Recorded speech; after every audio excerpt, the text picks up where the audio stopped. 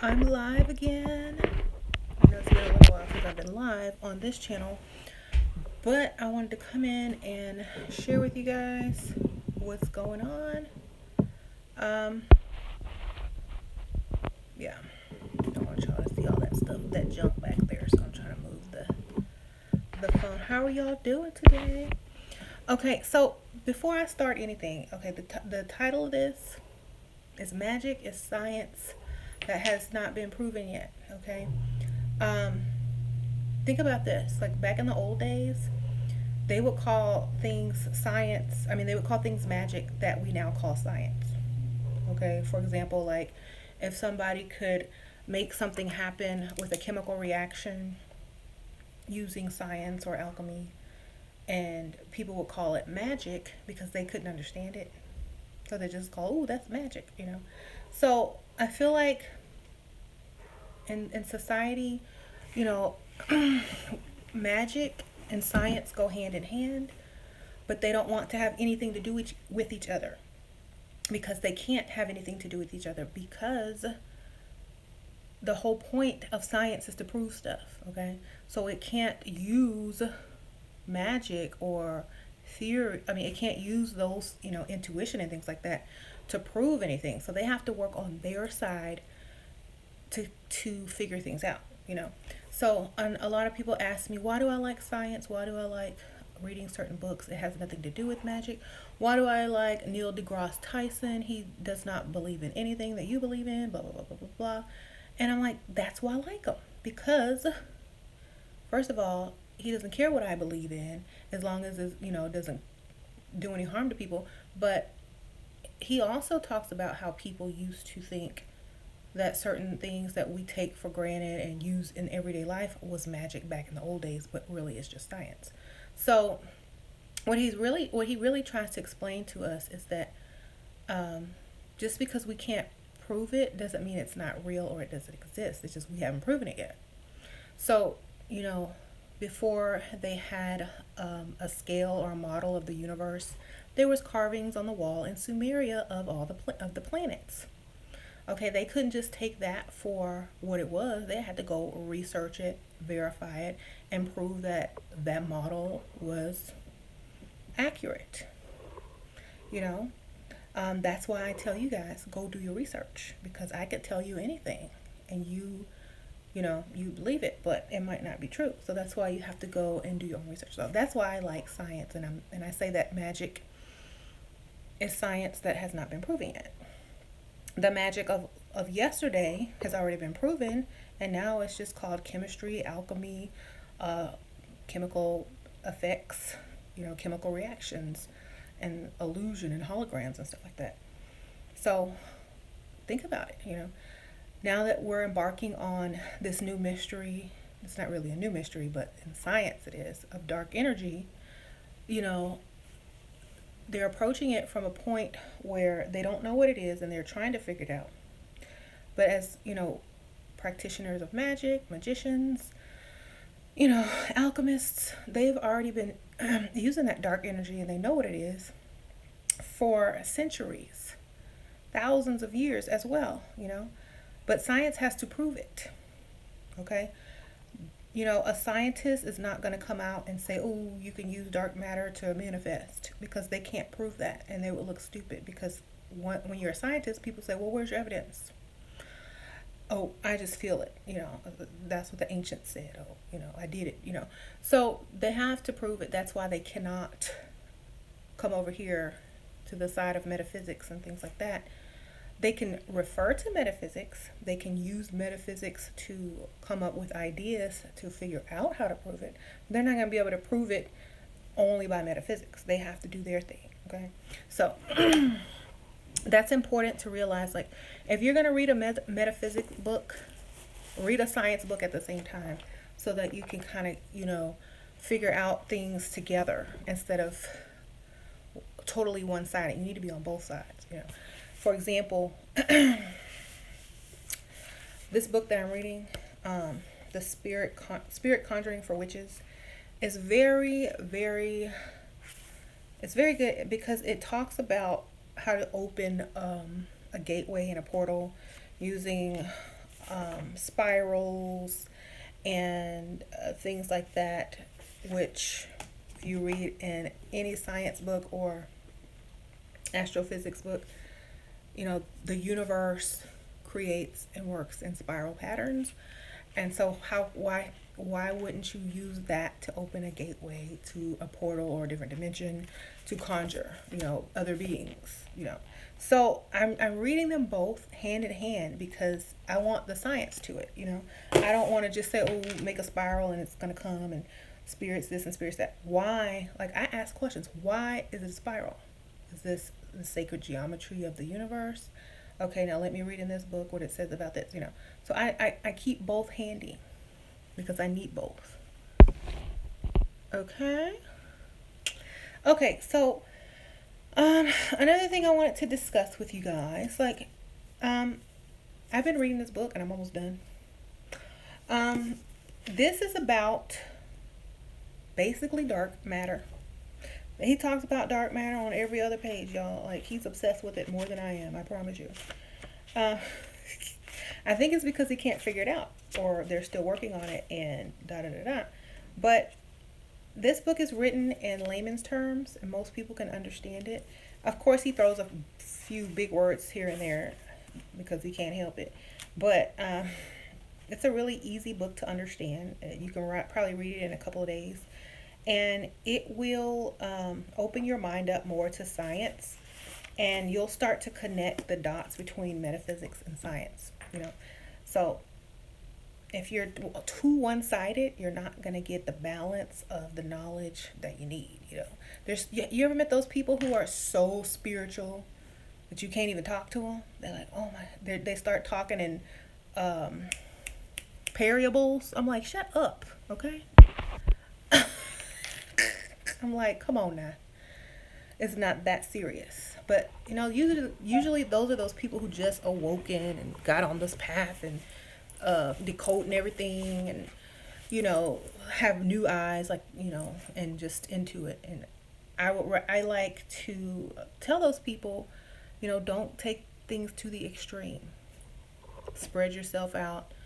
Learn about more than one thing. Don't get caught up on this particular area because you're going to get stuck. So yes, people meet me and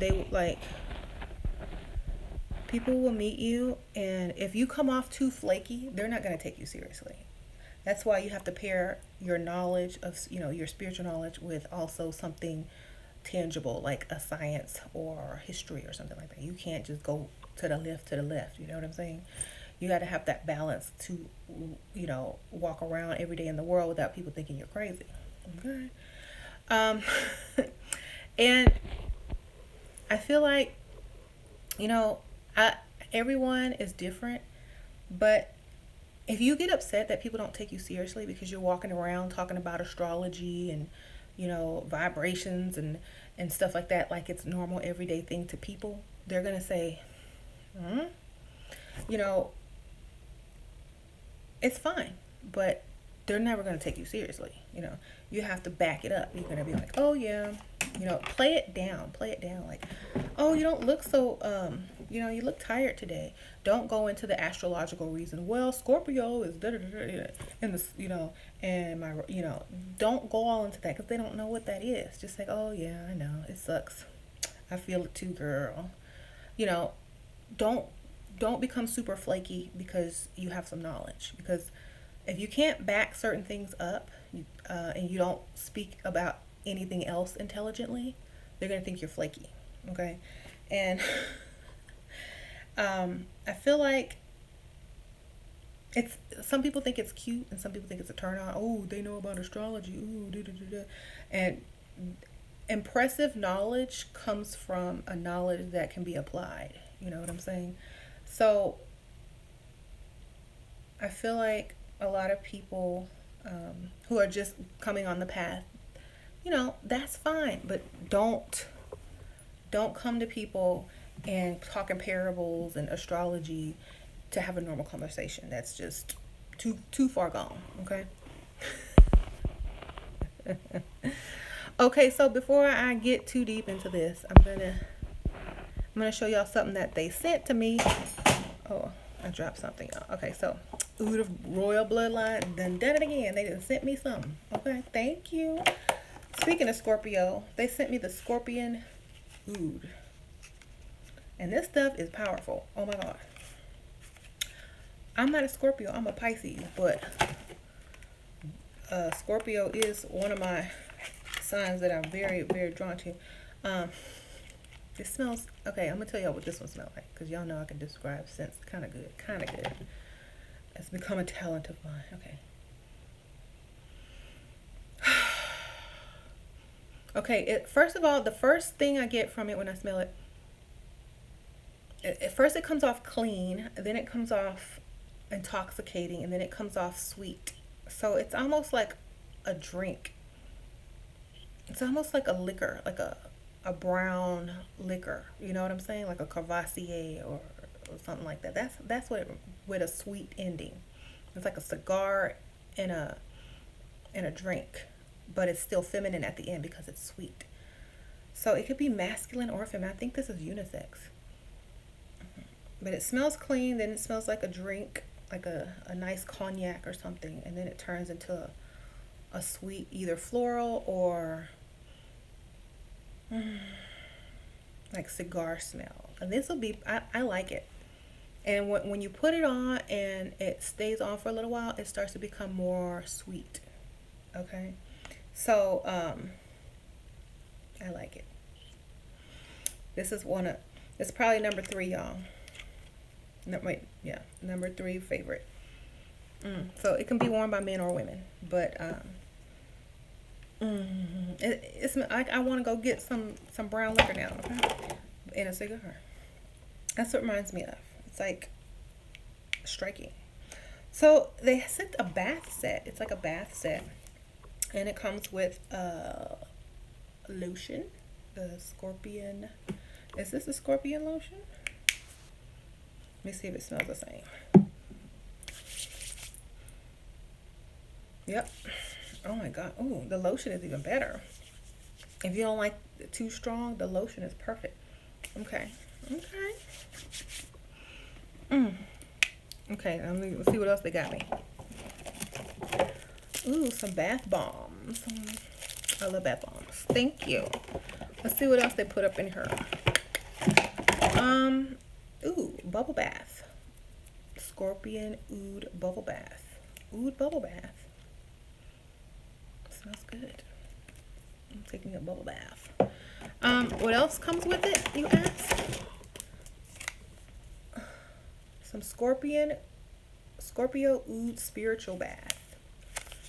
And it comes in this little packet like this.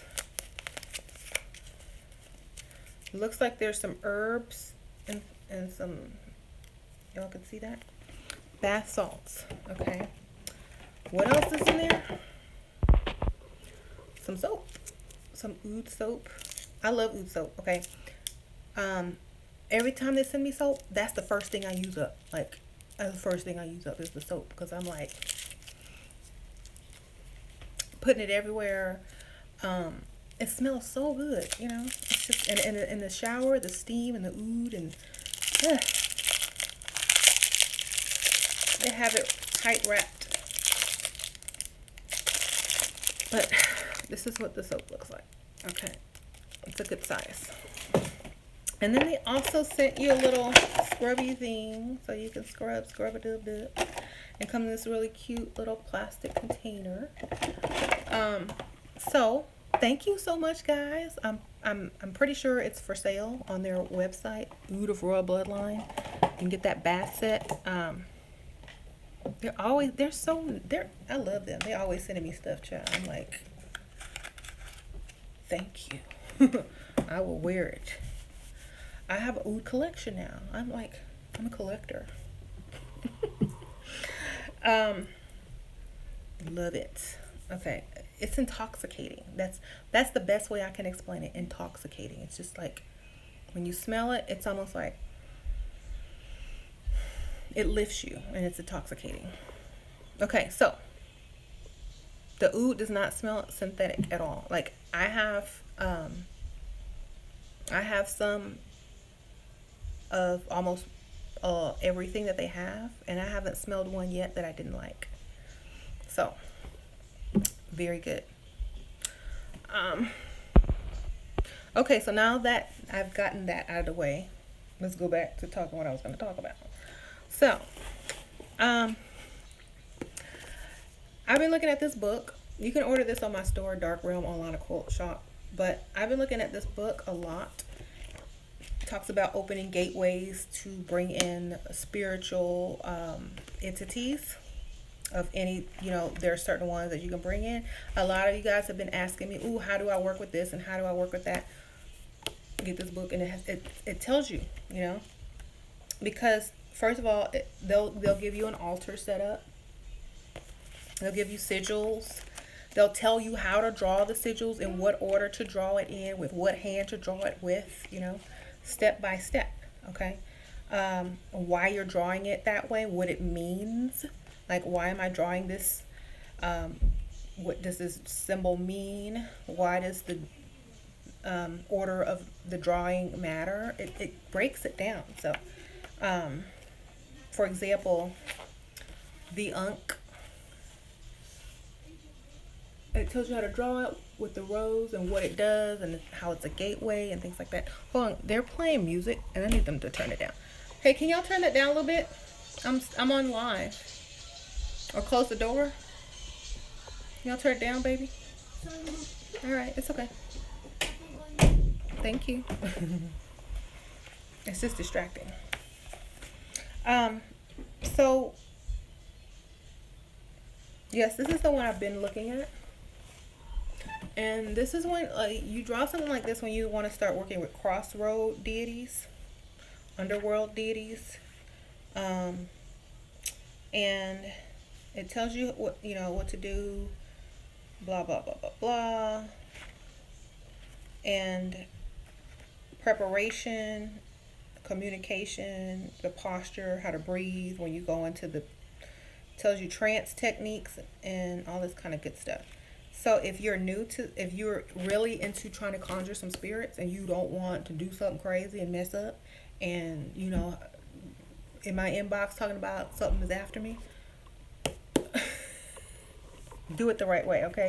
And do your own research, because if you try to get how to do something from someone, they might forget. They might leave out a step. They might forget to tell you something that's very vital. So, you have to look it up yourself, have the reference, the books, and things like that if you're new to this. Some people don't even need a book to conjure. They just be like, they'll make up their own sigil and own way to conjure and, create their new way, create a whole new way. But they'll make sure that the steps are in place to protect themselves and, call on certain types of things that are not going to, bring them any harm or something like that, So be careful when you're working with stuff like that, because, a lot of people don't know what they're doing, and they open up a gate, a portal, a gateway, and they're going to let some stuff in and then never send it back or dismiss whatever, the spirits they're working with. They don't know about the spirits they're working with, except that they can do certain things. They don't know the other things about those spirits. They might be doing something offensive to those type of spirits and don't know why they're, what's going on and why things are going bad, because you didn't do your research, So you can't just hop on in here because you want your ex back and conjure some spirit to do this and that, and then, walk around and do bad things that this type of spirit is known not to like, and expect your life to just be good. You got to do your research. Okay? Don't get I always tell people, don't get into magic because you want some man back. That's the wrong damn reason to get into magic. I don't want my man back, so now I'm a witch. Please don't do it. It's not worth it. I had someone come a while back and they told me they got into witchcraft because they wanted to get their man back or something like that. And everything backfired on them. Everything. And they were like, I don't know what I did wrong. And I'm like, well, you got into the craft. You started practicing magic for the wrong reason, and you didn't do your research, you was in a hurry, and that's what happens. So so you know why I got into it? Because everything else didn't make sense, and I wanted to learn. I got into it because I wanted the knowledge. When I got into it, I wasn't even interested in boys or nothing like that, or money. I was a child. What are children interested in? you know the knowledge, the unknown, spiritual forces, supernatural. Get into it for the passion of it. you know um, so if you don't have a passion for it, if you're just doing it because nothing else worked, Jesus didn't come through, then no, get into it for the passion of it. You know what I'm saying? Okay. How can you connect with your Egyptian gods? Learn about them. That is the best way to connect with any deity. Learn about them. After you learn everything you can about them, create an altar for them. Put out offerings. Start acquiring their aspects. Try to be more like them. Try to focus on what they stood for. Things like that. Okay.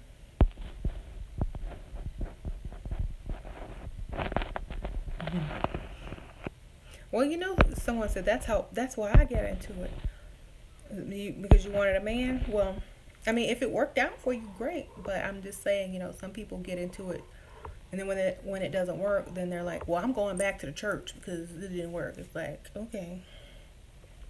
So get into it for whatever reason you got into it for. At least stick to it until you can get a fair assessment of what it is.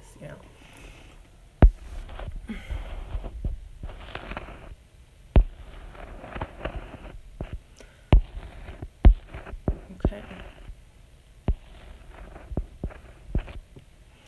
Okay. And I'm not trying to be mean in any type of way, but I get this question so many times that I just want to address it.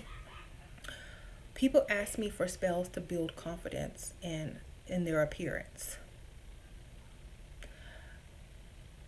If you don't love yourself and what you see in the mirror, then either A, change it, or be accepted. That's the only way. Okay?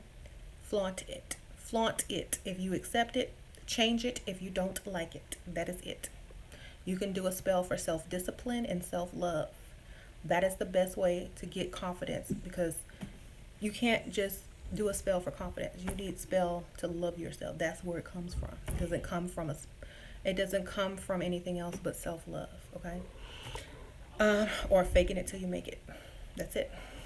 So if you're looking for some magic, quick way to feel good about yourself, then you better look within and start to love yourself as you are already, or change what you don't like.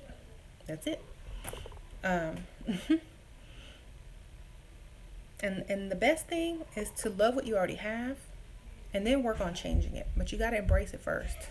That way, if you fail and you're not able to change it, you still love yourself and you've learned to live with it and embrace it and flaunt it.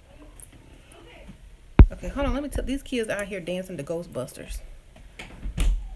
Are y'all dancing to Ghostbusters? Seriously? Yes, without my hands. So that way it would look more creepy.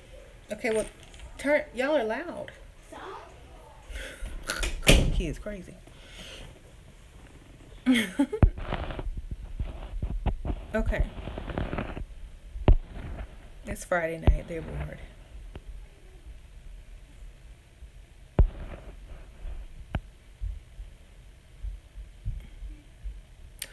Okay, someone asked me, honestly, sometimes I don't put off offerings every week. Do you think the spirits get angry?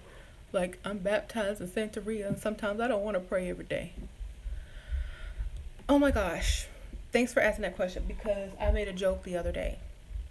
And I don't pray every day either, okay? What I do is spray every day. I spray every day. I spray. Get it? I pray, I spray. I make a a spray for my deities, the saints that I work with, according to what they like the scent, the herbs, the flowers, blah blah blah blah, their oil. And I just spray their statue or their altar every day as a form of prayer, thanks, gratitude, and offering all in one. You know what I'm saying? So make a spray, you know? Spray every day. If you can't pray every day, spray every day. That's what I do. Okay? I don't think they'll be mad because it's still a vibration, it's still attention, and it's still gratitude, and it's still, you know, recognition.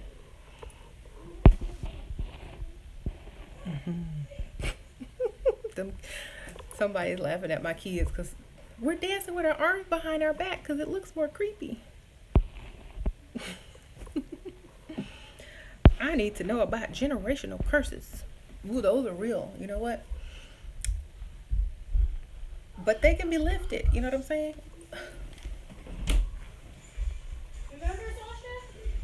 They can be lifted, you know. I did a reading for someone a couple maybe a week ago, and with a tarot card reading, and the curse came up. The reason the curse was put on came up, and everything. Like, if you want to know if you've been cursed, get a tarot reading. It will come up. Ask the question, and you can remove it if you know why it was put on. You know, and then you can counteract it by replacing it with something else. Like, for example, someone had a generational curse put on their family so that they will always be poor and in poverty because somebody did something, either stole something from someone, and then they put a curse on their family. It was like this lady in Puerto Rico put a curse on this other family for them stealing something from her. I don't remember what it was, but so I was like, well, you can remove it by, you know, doing a removal, a reversal, a cleansing, and then do a prosperity spell for your entire family. Do it more than once until you start to see change, you know. So, and generational curses are real, but if you get to the root of it, if you know what they did, why they did it, you know, you could kind of, and if you figure out what form of magic they used, like Santeria, then you would also use that form of magic to remove it as well. You know what I'm saying?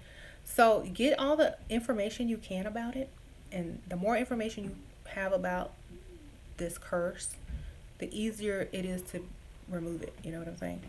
So think about it.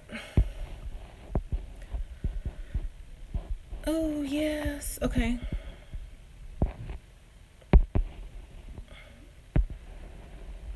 So, yeah, back to the subject. Magic is science, okay? So, let's talk about magic being like science. For example, if somebody put a generational curse on you, how is that scientific? How can I relate this to science? How is this science? Well, if you think about it, keyword think,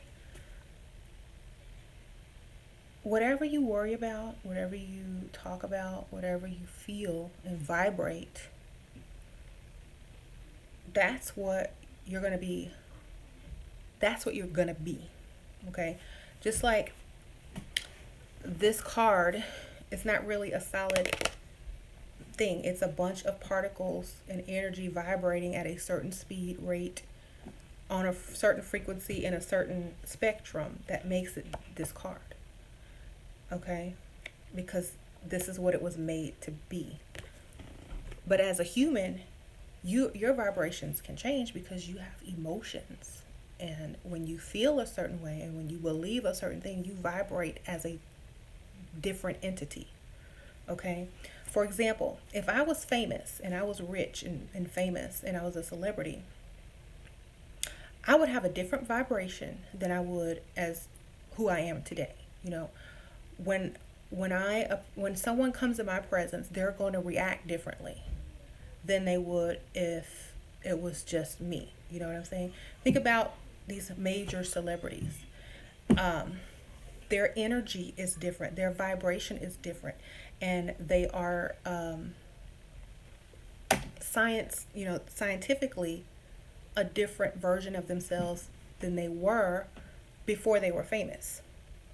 Their makeup, their energy makeup, their energetic makeup is totally different after fame than they were before fame, because they're vibrating on a different level. Therefore, they are not even the same person anymore. So scientifically, if you feel like you've been cursed, you're vibrating on, oh, I'm cursed. Oh, I'm cursed. Bad things are going to come to me because of that family curse that they put on me. That's the family curse. So now you're continuing the family curse by strengthening the family curse within your physical body. You are now part of the curse. Okay? So if you think you've been cursed, you have to reverse it, cleanse yourself. I'm no longer cursed. This curse is gone. I'm ending the curse. It's up to, now I'm free. Free. You got to replace the curse with something. I'm prosperous, So to get rid of the curse, you have to stop vibrating as you are cursed. I'm not cursed anymore. Okay, then you have to, because vibration is science. It's just energy. If you're under the energy vibration of being cursed, you will continue to be cursed. So you got to change everything. And that's where the cleansing comes in, and the positive energy and all that kind of stuff. You're changing your energy. Okay?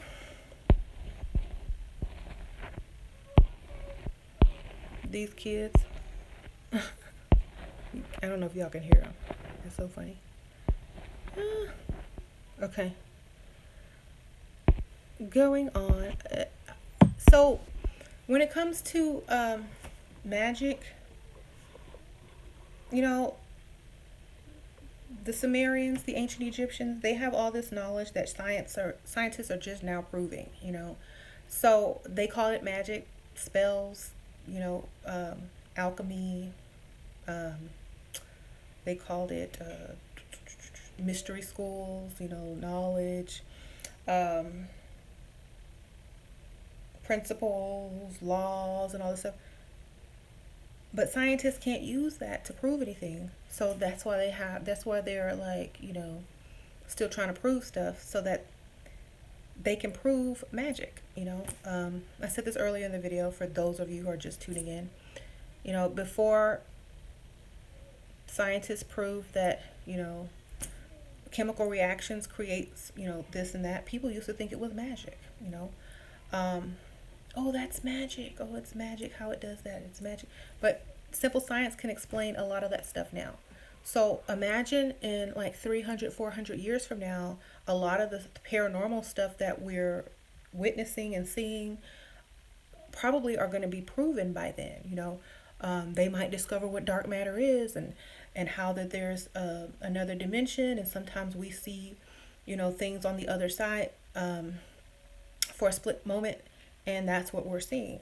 Maybe perhaps we're passing through multiple dimensions at time, and we're overlapping a couple of times. But they can't prove that yet because they don't know what dark matter is. They got to figure that out first. So, they know it exists. They know that they can measure it, but now they got to figure out what it does. That's the whole thing. So when they figure out what it does, then the supernatural world can come busting open and become science. So just think about it. We might not be so special anymore after a while. We might just be, oh, that's science. That's no magic. I'm like, dang, I gotta find something else to do. So, it's just science that hadn't been proven yet. That's all it is. But it's the unknown that attracts most people, and that's what attracts scientists to science, to know it. We don't care if it's ever known or not. We're going to move forward with it. A scientist, they got to prove it before they can move forward with it. They could be 300 years behind metaphysics. They could be 1,000 years behind metaphysics, but they don't care because they got to prove it. Okay?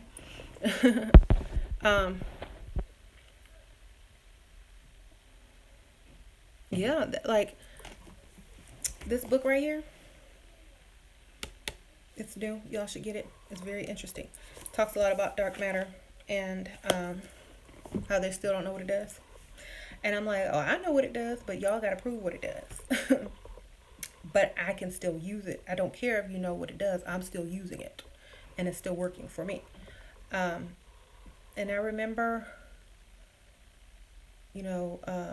saying half the stuff that's in here before I read this book. Okay? Because like when you're onto something and you start talking and you start channeling and that intuition kicks in and that dark energy kicks in, it's just gonna flow through. So a lot of the things that I said are in this book, like dark space, dark matter. I mean, dark energy and dark matter is within your body as well. Um, you know, and that's what it says in that book too. So it just feels good to compare science and metaphysics and have it meet. What do you think it means to have a strong fear of a particular animal? I have a strong fear of big roaches. And I'm going to tell you what I think my fear is related to. Look up the symbolic meaning of the animal that you're afraid of. And that's what you really need to focus on. Like, let me look up the symbolic meaning of a roach. Okay, this is what I do. This is how I do it. Google.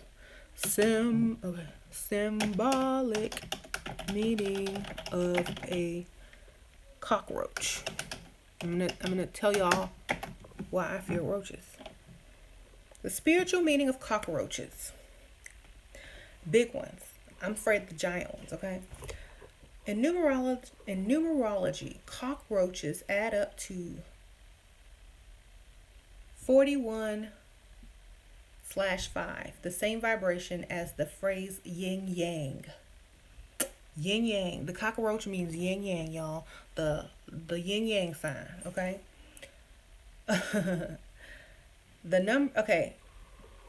Okay, here we go. So, no, it represents the number 5. I'm sorry. Yin yang. The number 5 relates to the throat chakra or the neck, which is about seeing things from both sides and being flexible. Y'all know I have a problem. I'm always talking about the dark side. I don't need the light side. Da, da, da, da. Cockroach is my fear. Like, dang, the yin yang. You need both. One is within, so without, as above, so below.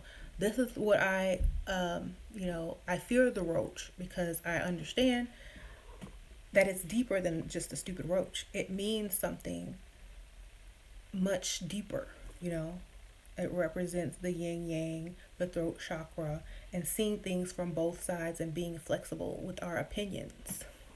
Y'all know I can be very opinionated.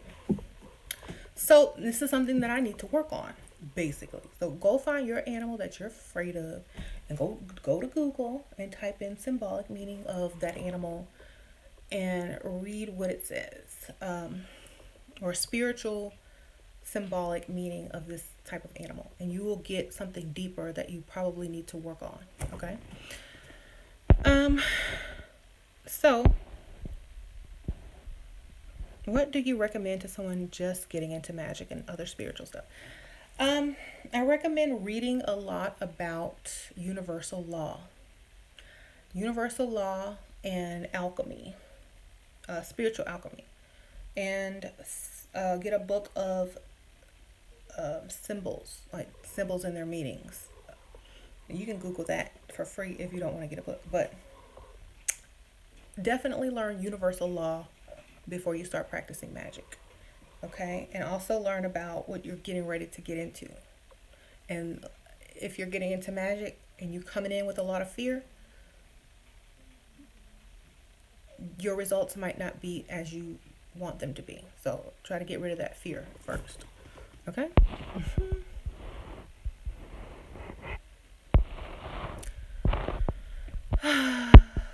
There's like this. There's like some troll. They're not really a troll, they're just soliciting. Okay? Soliciting.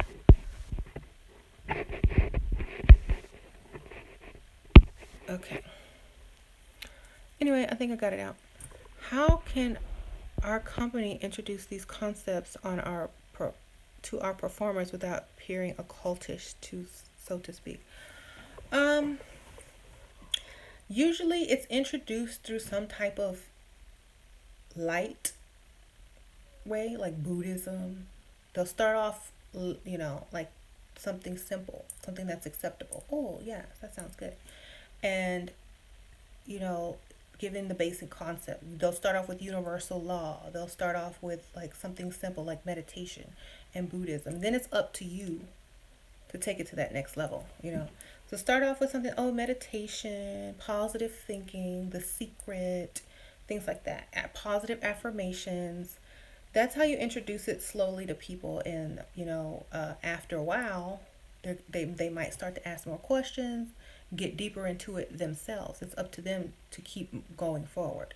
You give them enough to learn how to manifest and think positive and create the life they want by, thoughts equaling reality. And then if they want to explore further, I almost said farther. If they want to explore even further, then that's up to them. That's their path that they chose. So you don't have to introduce them to all this stuff. This is where I've landed.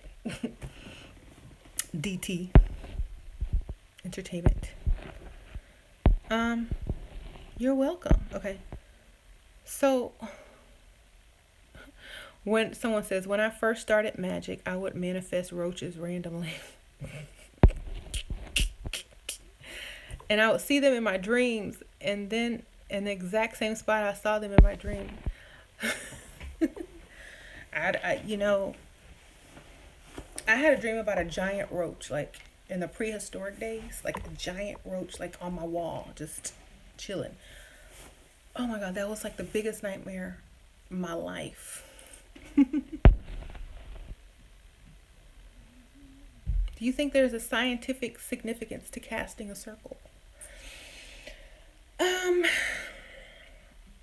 It's almost, I think there's a scientific thing. I think it's creating a boundary almost, or a force field, or some type of frequency around you so that, it's not easily penetrated by a different frequency. For example, if you're doing a circle to protect yourself from something you're trying to conjure, and you're doing a protective circle, and the thing outside, of your circle is, you fear it, or you don't want it to interfere with you or do anything to you, then the scientific makeup for a circle would be a vibration of protection around you. And the vibration is not going to attract something, that's going to harm. You know what I mean? But for me, I don't cast circles because I'm already protected in other ways. So I vibrate that already. Don't need no circle. You know what I'm saying? It's just different ways to do things. Now, in this book, it does talk about circles, and if you're conjuring stuff and all that, better safe than sorry, right? Because sometimes there's things that you're conjuring that's older than the things the deities that you're using to protect yourself with. So I say if you're gonna conjure stuff, it's better safe than sorry. Some people don't, because they're not really afraid. They're more on the same level. Like, look, we're gonna work together.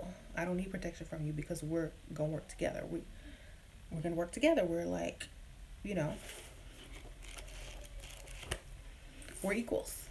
So it's almost like it just depends on your mindset, your level of where you are spiritually as well. But it's always better safe than sorry. So this is a disclaimer.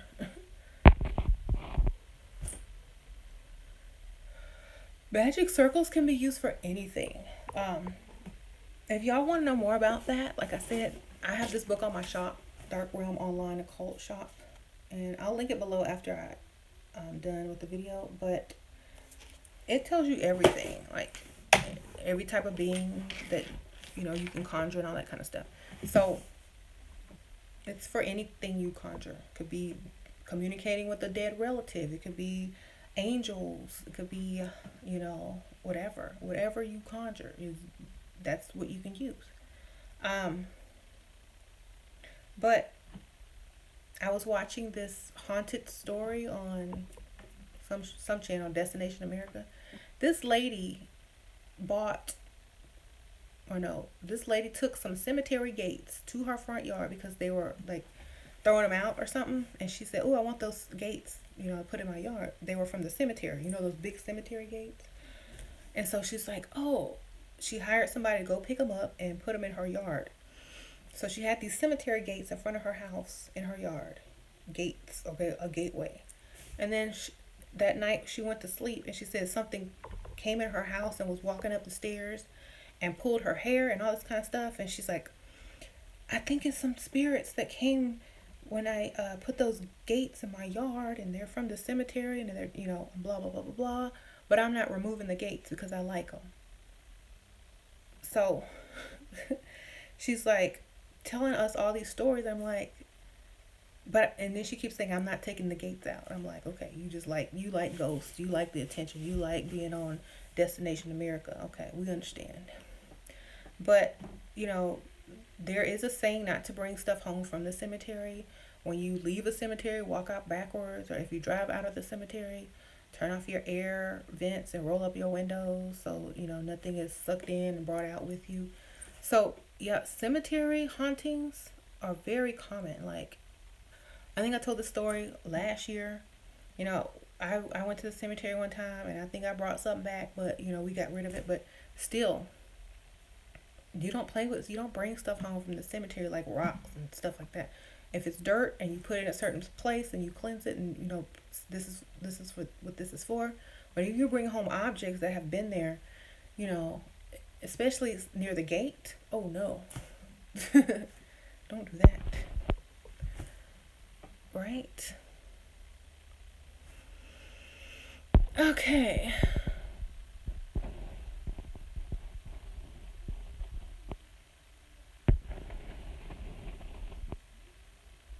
Yes.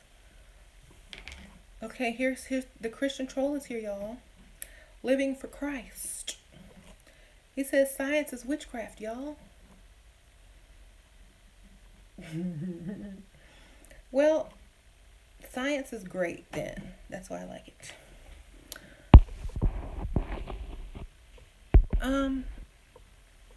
Y'all, the Christian the troll dude, I know, okay, y'all know when these trolls come, I gotta get them. But they like it. That's why they come. It's like S&M. I don't know. They just like it. They like it. So this guy though, he's more than a troll. He makes videos about me. I think he has a crush on me. Like, seriously, I think he got a crush on me because he'll make videos about nobody else.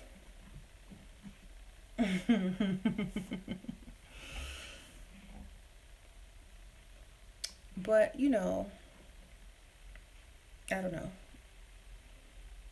Yin yang, baby, yin yang.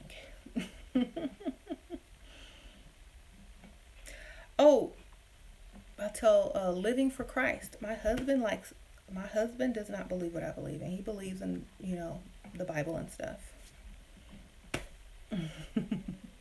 See, it could have worked in a different life. It would have worked out in a different life, but, he got to me first. Yes, you do. You know you want me. He's but,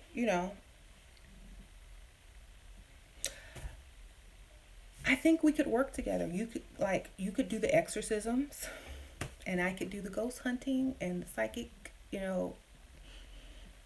sensing, and we can go, we can have our own show. I'll call you. I promise. If I get to Hollywood, if I get my own show, I'm gonna call you. You're gonna be the exorcist. I'll be like, I know somebody.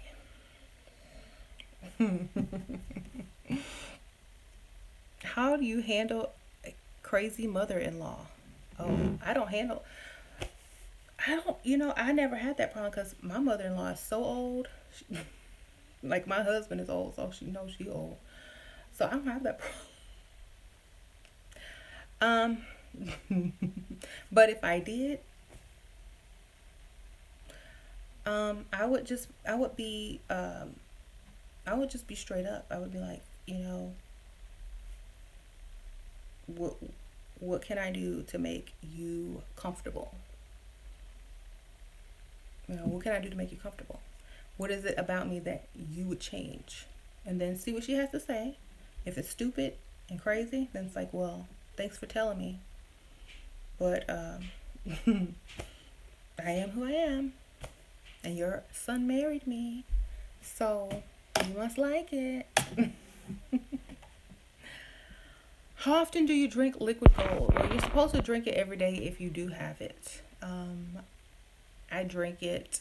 I don't drink it every day. I might drink it every other few days. You know what I'm saying? But you can drink it every day. Liquid gold. Okay. What did he talk about? What video did he talk about you?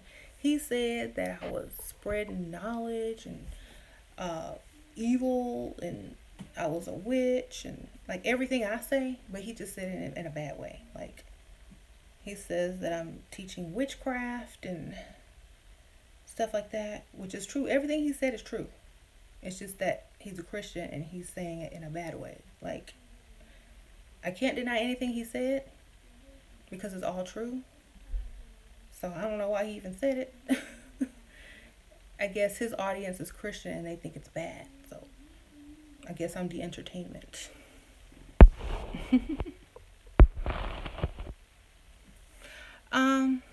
What if you logically want something but can't get into the feeling of having it? Should you hold off on a spell, or can you catch up with your feelings once it's cast? Well, here's my solution for that. Get a crystal when you're feeling that way and put your energy into that crystal. And when you cast a spell, put that crystal with the spell, if that makes sense. Or yes, wait until you're in that feeling, or put on music to get you in that feeling. Use things to get you in the feeling. If you're mad about something, remember the bad memories. If you want to do love and stuff like that, start listening to love music and stuff like that. If you're trying to get money, think about the time you had a bunch of money and went shopping and how good it felt to buy everything that you wanted, or stuff like that.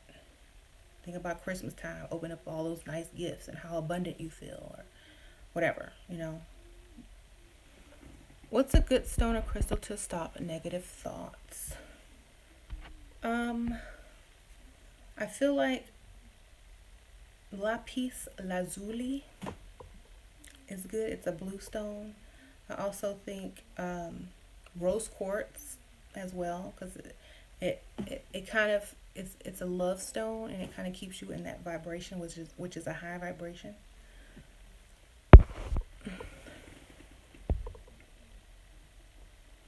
I've been watching you since I was 9 years old, and now I'm 14, and I still find you inspiring. Oh, thank you. My daughter's 9, so I couldn't imagine her sitting up here watching someone like me. But thank you. I appreciate you sticking around, and I'm glad that I inspired the children. Now you're a teenager. Yay. You went through puberty with me. Okay.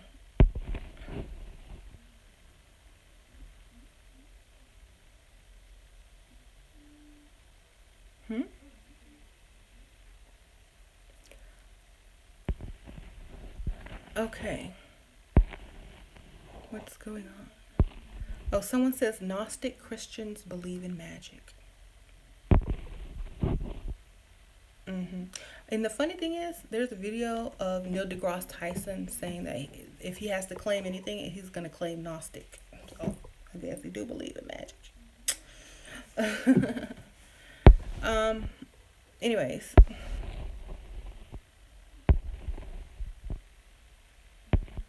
Keep reading. Not all.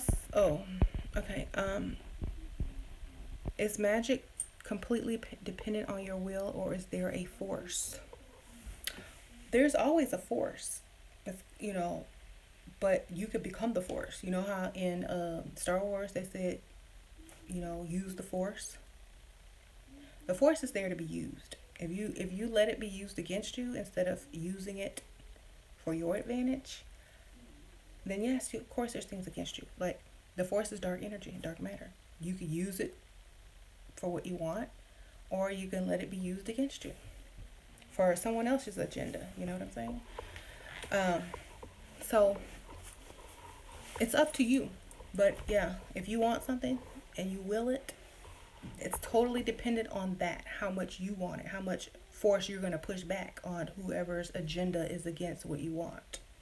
So for example, if somebody wants their boyfriend to come back to the relationship after they've broken up with them and moved on to the next chick, well, that's going to take a lot of force. It's going to take a lot of force because, first of all, this new chick is probably newly in love with this man and feels stronger than you do. You know what I'm saying? So that force is against your force. And whose force is stronger? Who wants him more? You know, and what does he want? What is his force doing? You know? Which one he's going towards? Does he want to come back to you, or is he going back to her with her force? You know, whose force is stronger and who's teaming up with another force to come against you? That's what you have to work with, you know.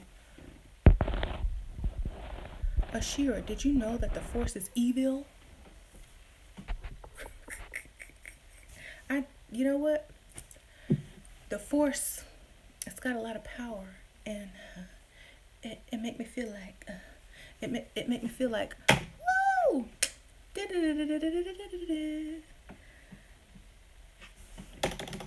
The force is not evil. Okay? It's just got a lot of power. And a lot of people associate power with evil. But then they say, oh, God is the most powerful. So is God evil? Okay, so I don't know. So whatever you are going to talk about next and contradict yourself with, let's hear it. I don't know. But I don't think the force is evil. It's not evil. It's science. Unless you think science is evil, then everything is evil. Okay? You're evil because you are science.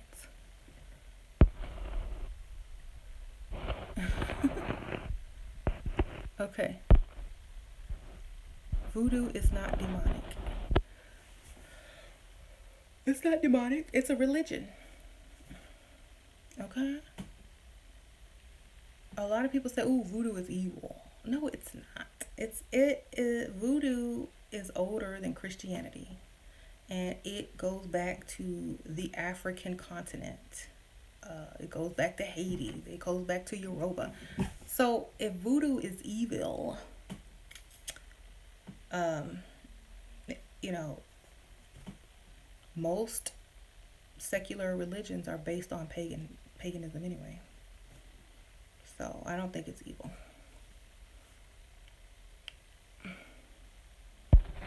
It can be used for evil. It's like anything can be used for evil. I can use Christianity for evil. Yep, I can use Christianity for evil. Do you know how? I can manipulate with the Bible.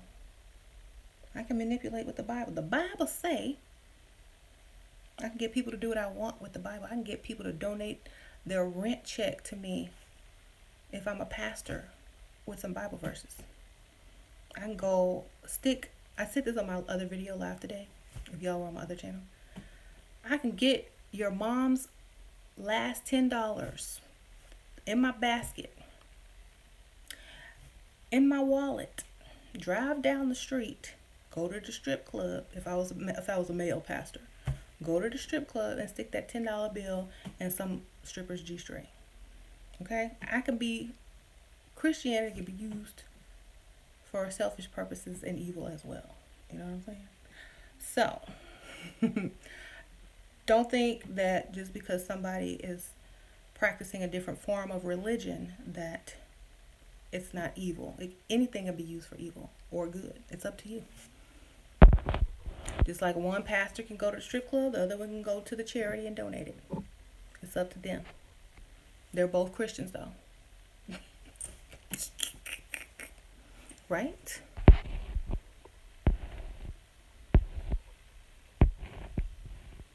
Does everyone have psychic ability, or are some people gifted? everyone has the ability to be psychic. Some people it's just a little bit stronger and more sensitive in some people. Some people have to work on it. Some people have it a little bit. Some people don't have it at all.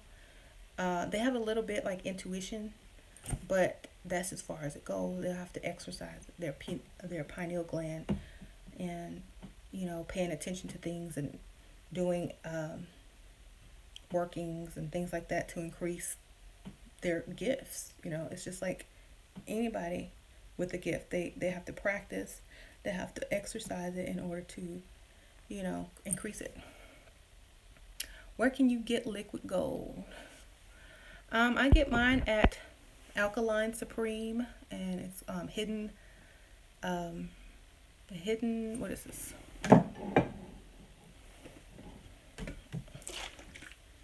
This is it.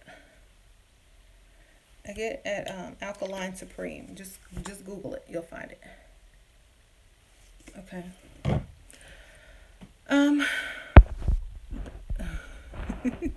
Yep. The Bible say, give me your money and put it in this basket. The tithes and offerings.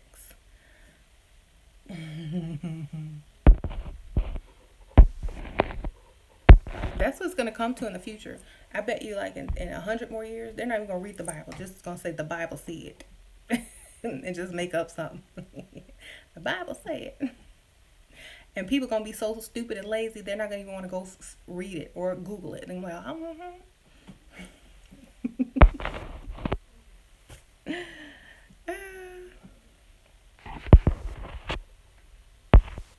okay.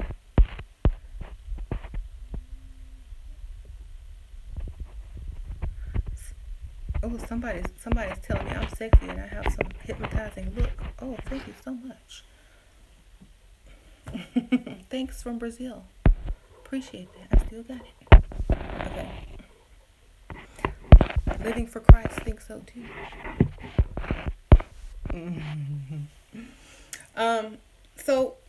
So like some people consider this magical supplement. Oh, this is gonna make you psychic. But it's science. Okay. Gold. Everything that surrounds magic and science, alchemy, metals, gold, magic, science, helps your pineal gland open. What we see in this world, of course, there's things beyond this spectrum that are there that we can't even see. So we think we see everything, but there's stuff that we can't see, when your pineal gland is more active, you start to see a little bit more and a little bit more and a little bit more, so with supplements like this, it will help things fire faster in your brain, more energy. Gold is a good conductor of electricity. Your brain works off electricity, so you're going to be able to think faster, stuff like that. Respond faster to things, learn faster. Like if you're studying and you like, dang, I need to learn stuff fast and I need it to stick, this is good.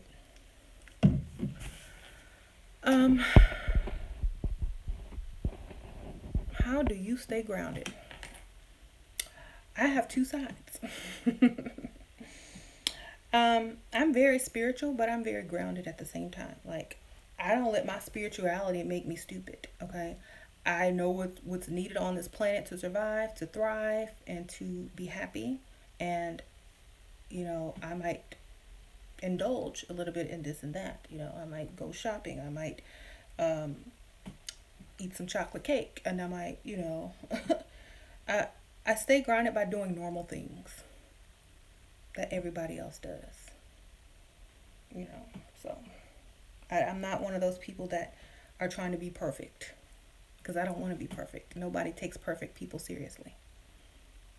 They don't really respect them either. That's why every time you see this goody two-shoes celebrity and their popularity starts dying down, and they go do something crazy, get a haircut, walk around half naked, now all of a sudden everybody loves them. Why? Because no one likes perfect. So I don't strive to be perfect in any way. I don't want to be perfect, because I don't want people thinking I'm, unapproachable, or they can't eat dinner with me, or something like that. You know what I'm saying? Um, a lot of people will separate themselves so far away from normal people that they're not going to ever be grounded again, you know, unless they're with other people of like mind. And that's fine and dandy, but you know, sometimes it's good to be able to sit down with anyone and have dinner, if you know what I mean. Right? Yes. And I don't want to get on a certain group of people because, I'm going to be who I am till the day I die. And I'm not trying to be perfect. I stopped trying to be perfect a long time ago. I stopped trying to make my husband perfect a long time ago. I stopped trying to make my children perfect. I just let them be who they are. You know. Now, I'm not going to let them go crazy, but I'm not going to restrict them to some lifestyle that they never agreed to because I trying to strive for perfection, you know. Mm-hmm. Um.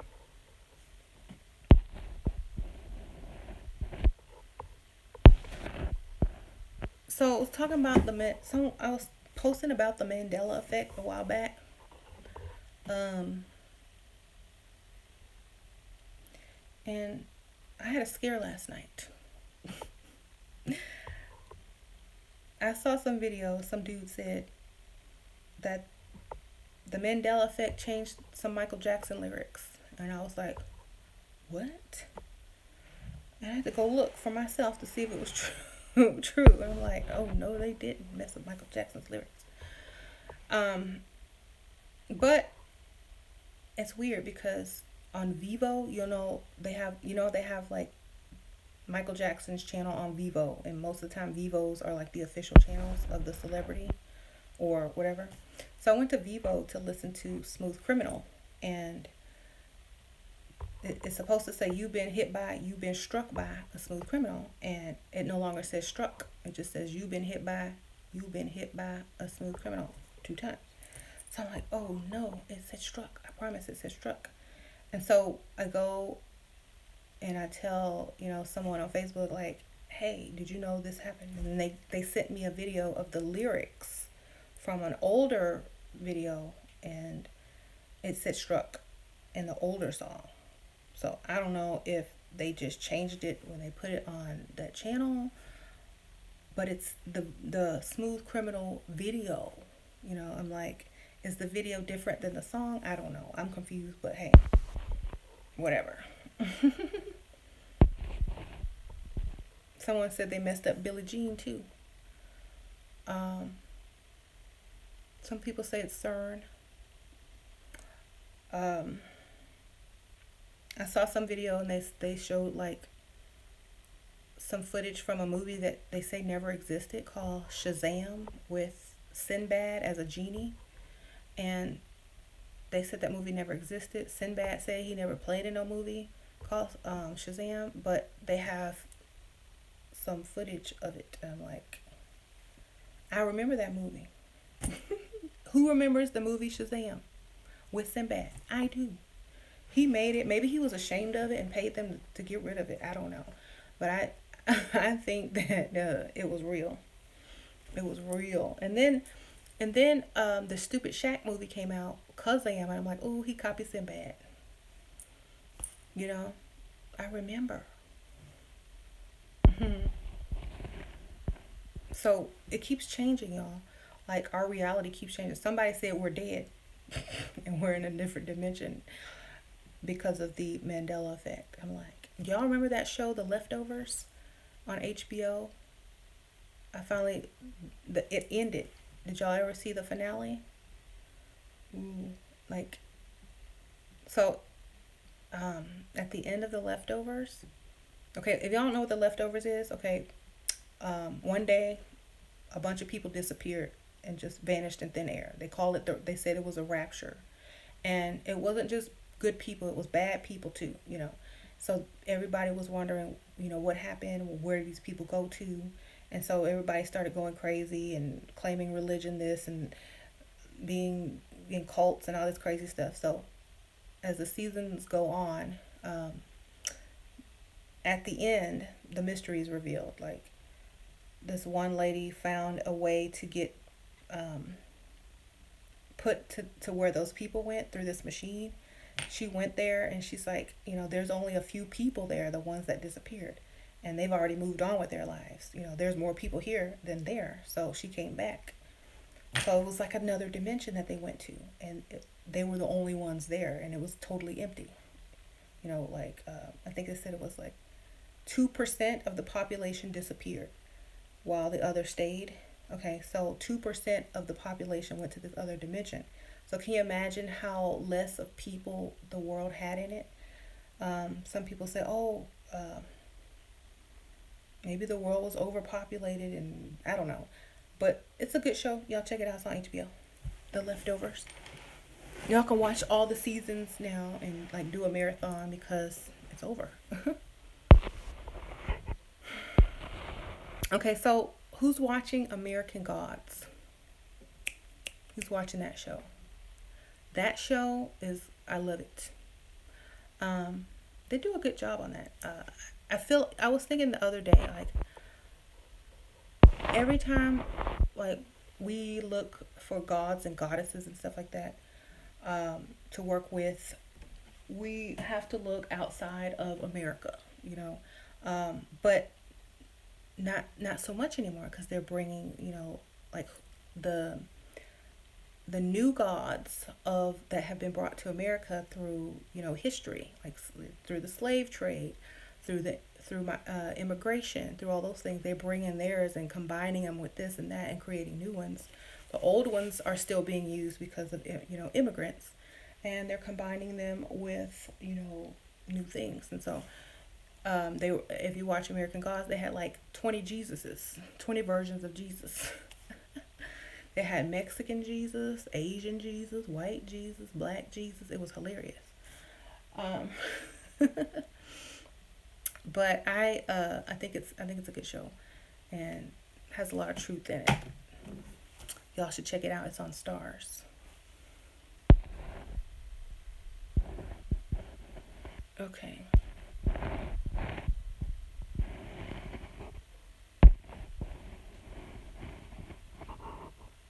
I tried to get into the show.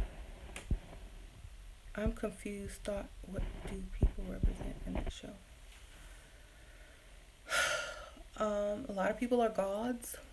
There's a leprechaun in the show. A zombie. It's crazy. Anubis is there. Odin. Astar. Okay. I like the magicians too. That show is really good.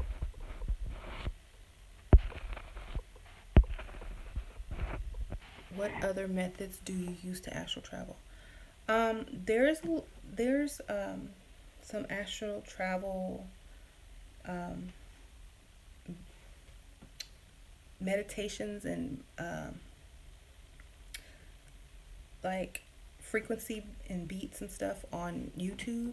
If you want to drift off, try some of those. They work. And then mugwort tea or an astral travel mix herbal incense that you burn before you go to bed. You can burn more mugwort incense or mugwort on a charcoal in your bedroom before you go to sleep. Or if you like to make it into a tea, make it into a tea, but it's nasty. So put some honey in it. Tastes bad.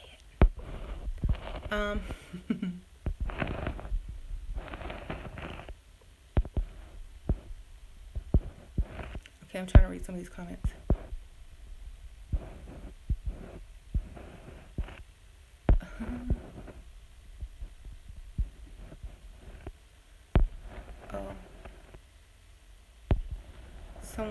Someone asking me if I'm Wiccan. I'm not Wiccan. You're Wiccan and still worship Jesus. Sad. Who's Wiccan and still worship Jesus? It ain't me.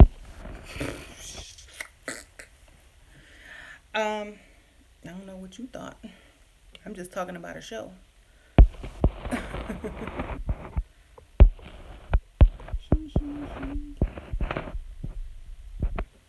Anyway, so they showed Mexican Jesus and American gods, and I thought that was interesting. They showed Mexican Jesus. Mexican Jesus was crossing the border illegally, and these people started shooting at the people trying to cross, and Mexican Jesus blocked some bullets from this little kid and this lady getting hit, and the bullets went through his palms, and that's Mexican Jesus. So I thought that was interesting. I'm like,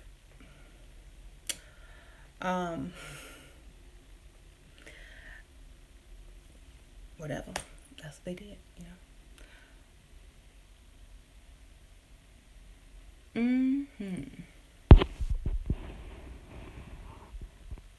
How do you manifest becoming debt free? Ooh. Um, debt free. Debt free is like, I'm debt free. No, don't get into debt. Like, don't manifest any more debt. Manifest prosperity. Instead of manifesting to become debt free, manifest ways that you don't have to go into debt. Like, manifest money, manifest prosperity, manifest the things that get you out of debt. Instead of focusing on debt, focus on money, prosperity, careers, abundance, and things like that. And before you know it, you'll have enough money to pay off your debt. Don't get back into debt. Stop financing things. Stop getting credit cards. If you can't pay cash for it, don't buy it. You know what I'm saying? That's what I don't use any credit cards to buy anything. Everything I pay for, I got. You know what I'm saying? So don't go into debt over stuff. The only thing that's financed is the big major things like car and house. And I could pay my car off today if I wanted to, but I'm trying to build my credit really high. So that's the only reason it's financed. So you also have to look at stuff like that. If you're in debt, and you have bad credit, and you're trying to recover from that after you pay your debts off, you have to finance something and make your payments and build your credit back up. You know what I'm saying? So remember that too. And just manifest prosperity, manifest making smart decisions, self-discipline, stop buying stupid crap you don't need, stop, things like that. So if you're in debt, if you have like student loans and medical bills and stuff like that, pay the stuff off that's the most important first. Focus on one debt at a time instead of trying to pay them all at the same, or call the company and say, look, let's make a deal. I'll pay this debt if you reduce it by half. I'll pay it all today. When you get your taxes, that's what you do. You don't go and spend it and buy some stupid crap. When you get your taxes, you pay off your debt. You get your tax refund. You call and make a deal. Look, I got this much money. Will you take it and close this case? Okay. Be smart. Be proactive. Take action. You don't need spells to get out of debt. You need discipline. So if you're going to do any type of discipline, do a self-discipline spell and a prosperity spell.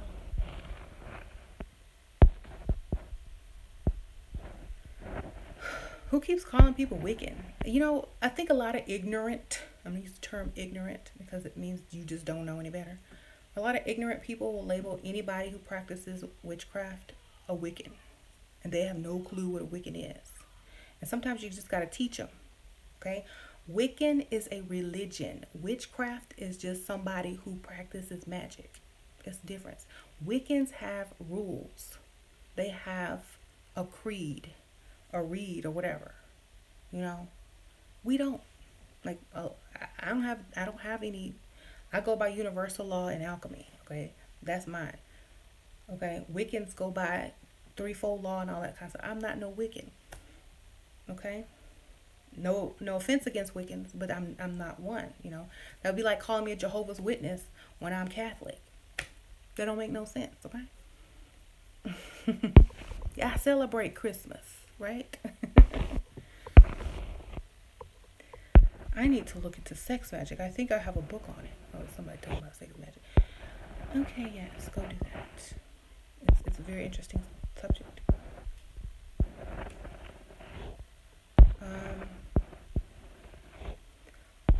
whoever's trolling on this girl who says she's into voodoo, um, don't be trolling her. Yeah, you gonna wake up with something missing.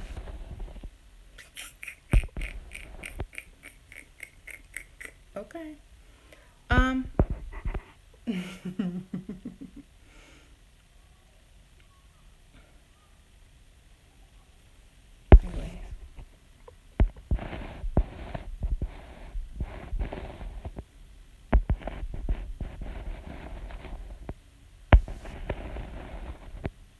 Thank you, thank you, thank you.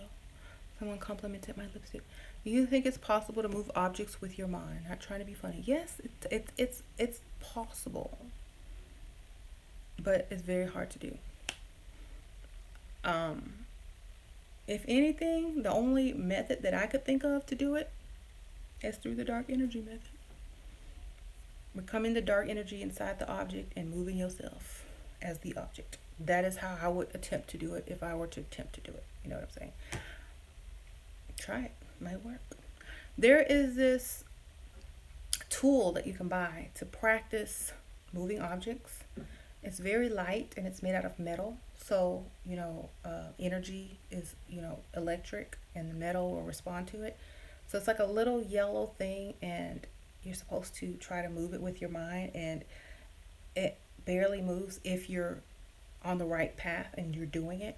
I sell it on my shop, darkrealmonlineoccultshop.com. Look under psychic. I think it's called, what is it called? It's called telekinetic or telekinetic. Let me look it up so I can tell you what it is, since you're interested in it. It is called, okay, it's under psychic development on my Dark Realm Online Occult Shop. Under psychic development, and it's called Telekinetic Enhancer.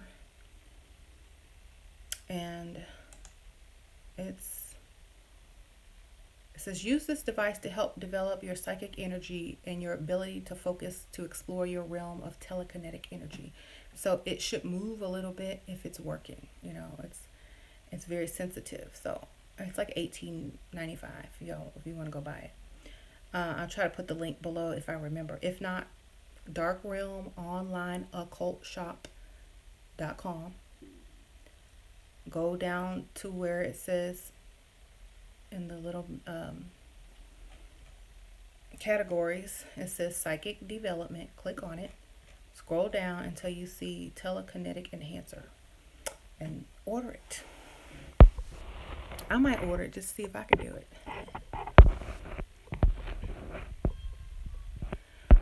Okay, next time I see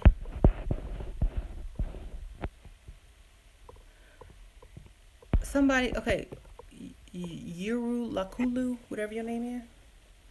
You say you practice white magic and you can easily F up somebody who practices voodoo? Did that make any kind of sense? That's crazy. Think about what you just said.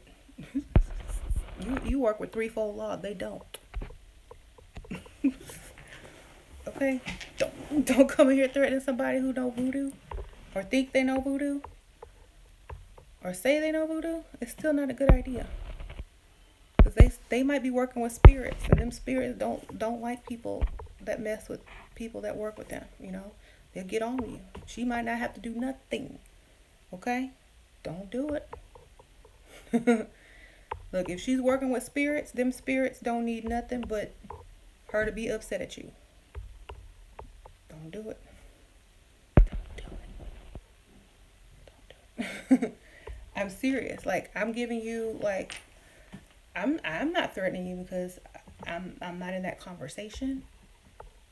But if she works with spirits and Orisha, and you pissing her off, and she's giving her offerings and working with them and keeping them energized,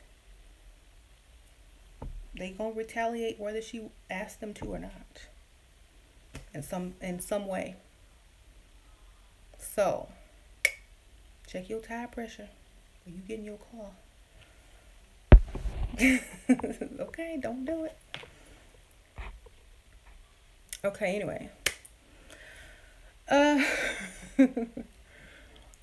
Okay, This is the thing about new people that practice magic. They come up in here, they learn some Wiccan spells, and now they think they big and bad. Don't do it. Don't do it. It's funny to me. It's like a little kid. It's like a little kid who got the white belt in karate, and now he think he can beat up anybody. You got the white belt. Okay. What foods are best to raise your vibration?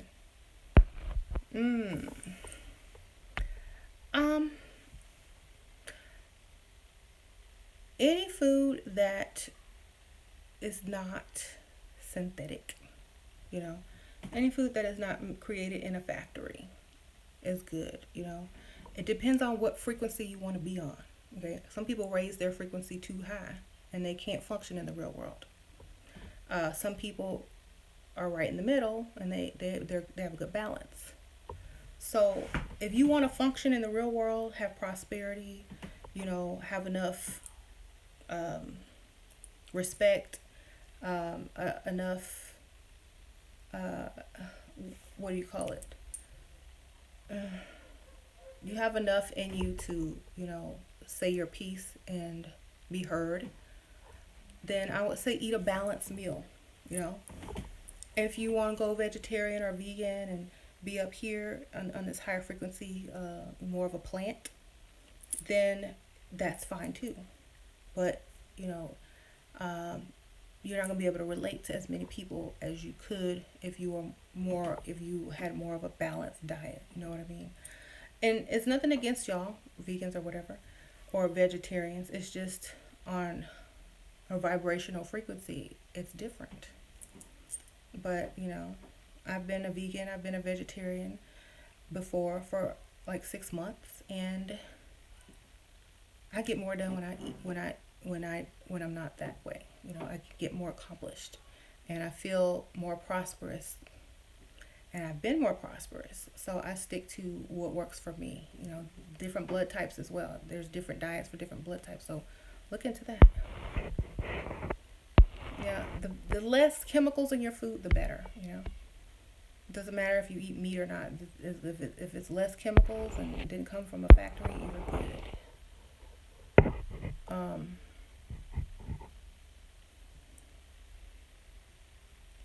Foods rich in color are good too. Right? Rich in color. Natural color. Yes. The highest vibrating living thing is a rose. Rose petals are edible. There you go. Make some rose water or a rose tincture and take it every day.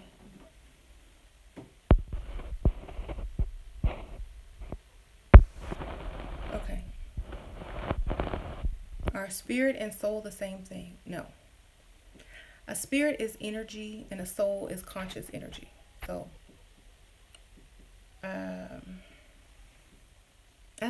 if I had to explain it my way, a soul would be dark matter and a spirit would be dark energy. Okay? Thank you. Thank you very much. Okay.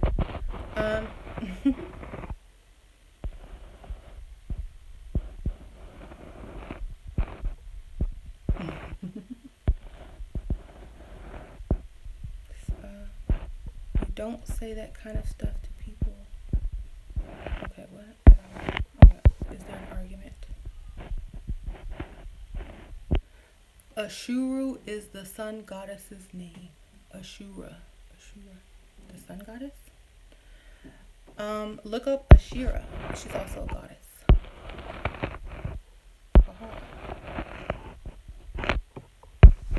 The way that I spell it, you'll see.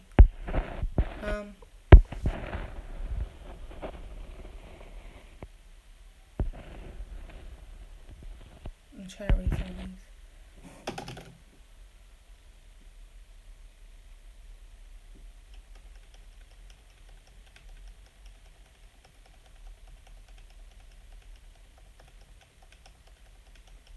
Can people be gods and goddesses incarnate? Well, let's think about it scientifically. Okay, since this is about magic and science.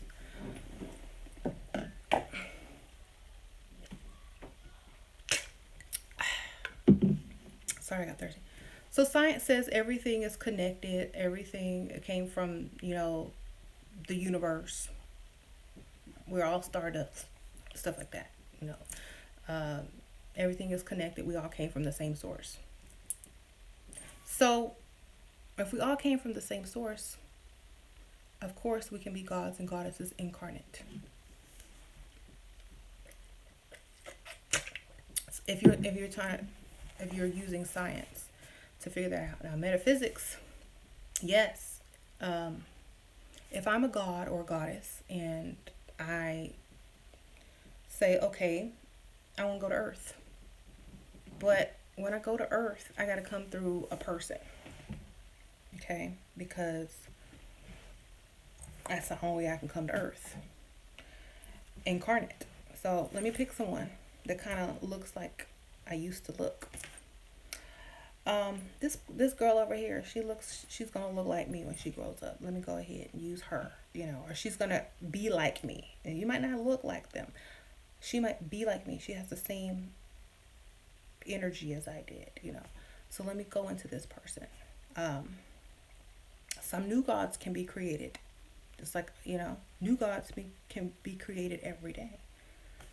The old gods are going to always be there, but there's new gods that are created on a daily basis. And we don't call them gods anymore because science has caught up with magic almost. It's almost equal now. The veil is about to be removed. But, in the old days, okay, think about these like crazy smart genius science people who create stuff, right? Think about those people. In the old days, we would consider them gods. Okay? They would be worshipped. Those people on Ancient Aliens and TV talking about astrophysics and the universe and the stars, they would be our gods. Okay, but now that the internet has been invented, schools, universities, and anybody can learn that stuff, then we're all able to be like that now. So it's not a big deal. We don't recognize it. We don't say, oh, look, that's the person who's a god. Look, we're just like, oh, Google it. You know what I'm saying? So we just call them inventors and scientists now. Witches, metaphysics, metaphysicians, sorcerers, all those type of people were either considered gods or demigods back in the old days. And then the ones who learned from them, they were like the followers and the priests and stuff like that. So you don't have to be non-human to be a god. You just have to be awakened and very smart. So, yeah.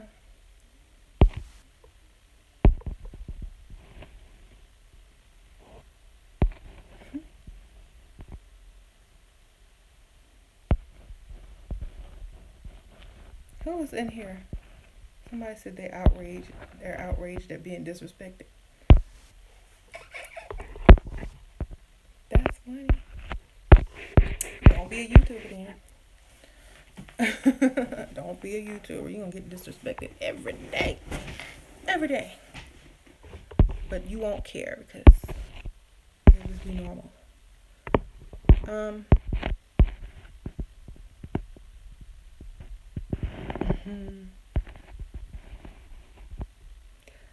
Okay, somebody just asked me, is there a spell for a man penis to only function when they're with you? I sell saltpeter on my store. I sell that too. You slip that in their food.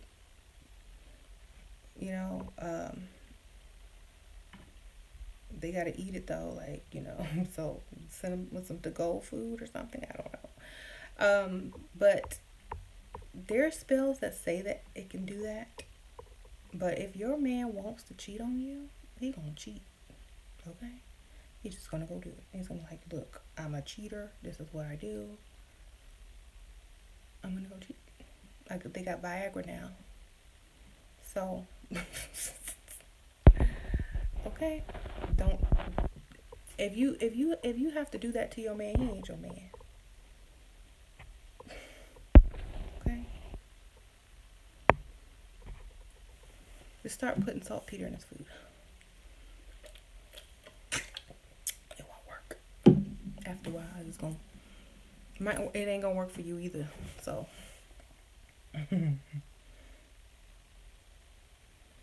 Jezebel root? No, I'm out of that. I think, let me check and see if it's back in stock, but I think I do have Jezebel oil. Y'all can check for that. It should be in stock. But let me see if I have a Jezebel root. What's this? Oh no, I didn't mean to do that. I can check on my computer right now. Oh. Got all this stuff in the way, trying to type. Let's see if they restocked it. I think y'all bought it all. Like, seriously? Oh my gosh. Let me see. Y'all were on that. Let's see if it's back in stock. Not yet. Still have the oil though. Okay. Thank you. Some people say they love my store. Appreciate it. Thanks for everyone who shops there, by the way. Somebody asked me when did I first start and found out about Magick. Since I was I think I started really getting into it when I was in the 5th grade. Learning about stuff and reading about it first. And then I didn't really start practicing until I was a little bit older, like a teenager. A young teenager. I started reading tarot cards in the 6th grade at lunch to people for their lunch money. Oh. Not for free.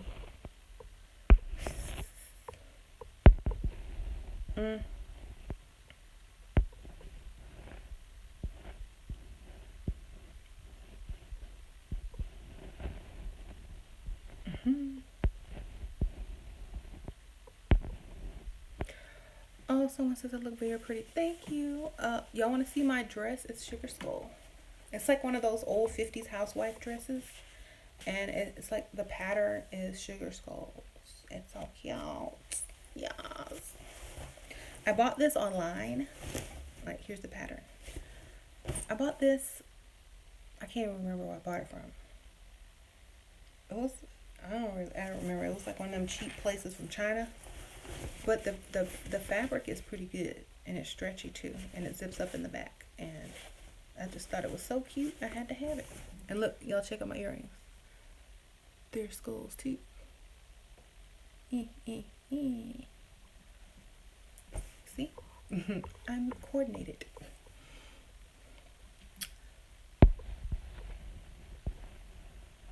Oh, yeah. Either I got this off wish.com, wish.com, or some store, I don't remember. One of those Chinese stores, like cheap Chinese stores that sell clothes real cheap and they take like 2 months to get to you. Yes. It's worth the wait when you get it. Make sure you order up in the size because they don't go by American size. Okay.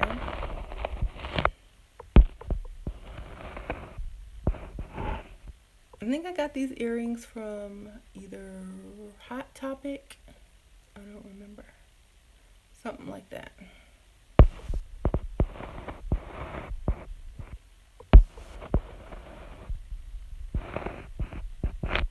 It's getting hot in here. I have like all these lights on. Okay.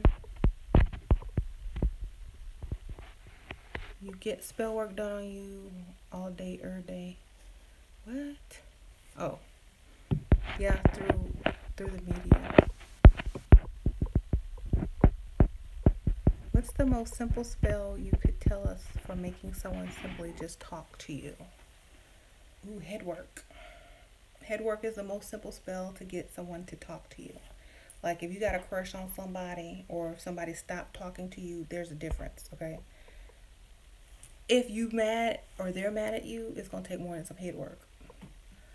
If they don't know you exist and you have a crush on them and you say, ooh, I want you to talk to me, head work is the best way. But if someone's mad at you, you gotta let them get over their anger first. Because if they talk to you while they're angry, it could make it worse and then they really won't talk to you anymore. Yeah, no. And I have a head work spell on my spells playlist in my videos. So you can go check that out. And you can get a step-by-step on how to do it. Okay, if they've never talked to you but they know you, head work. First they gotta see you as well. Do you pass by them every once in a while? Do they see you in person? I also suggest oud. I don't know if you have oud, but oud is it's a scent. It's an oil you can put on, and it is really good for attracting something that you want. But head work, mental work, sending mental messages to them at night while they're sleeping. Like when you know they're asleep, maybe look at their picture and really, say, really concentrate and say, you're going to talk to me tomorrow. You're going to ask me how my day is. You're going to say hi. You're going to do this every night before you go to bed. Do that until they talk to you. You're vibrating on that level. You're pushing that energy to them, and you're expecting them to talk to you. So you're going to attract it.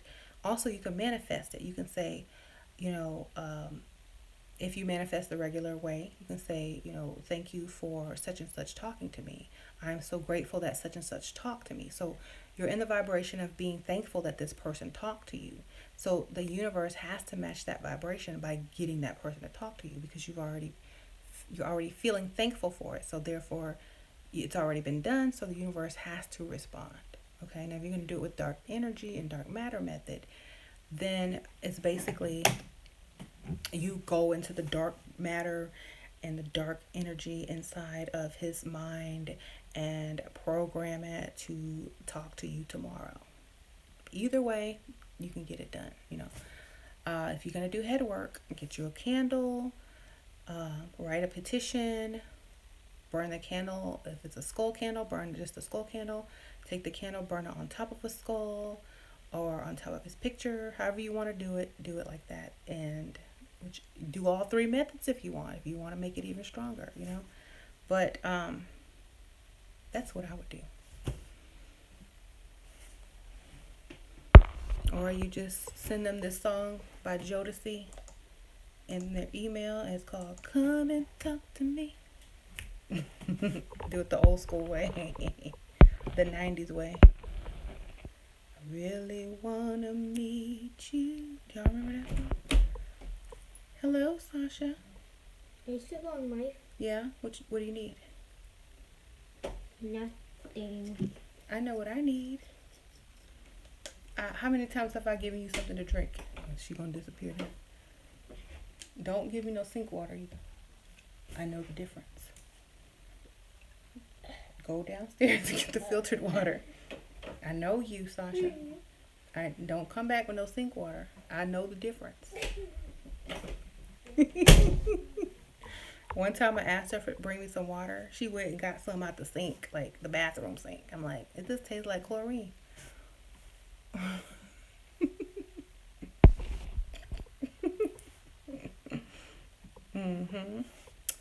Yeah, Sasha's a character. That's the difference between Sasha and Layla. Sasha will go in the bathroom and get me sink water. Layla will go downstairs in the filtered water system, wait like 3 minutes for that thing to fill up because it comes out slow, and then bring it back with some ice. Know your children. Okay.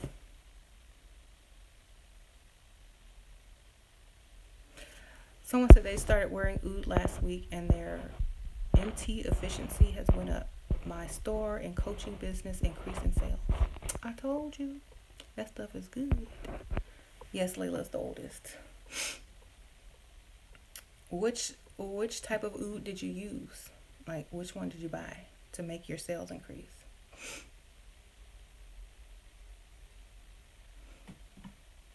I think all of them will actually help. But someone says oud breaks them out. Put it on your clothes.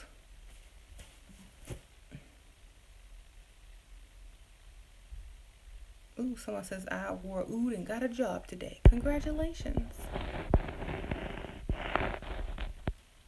Oud of heaven.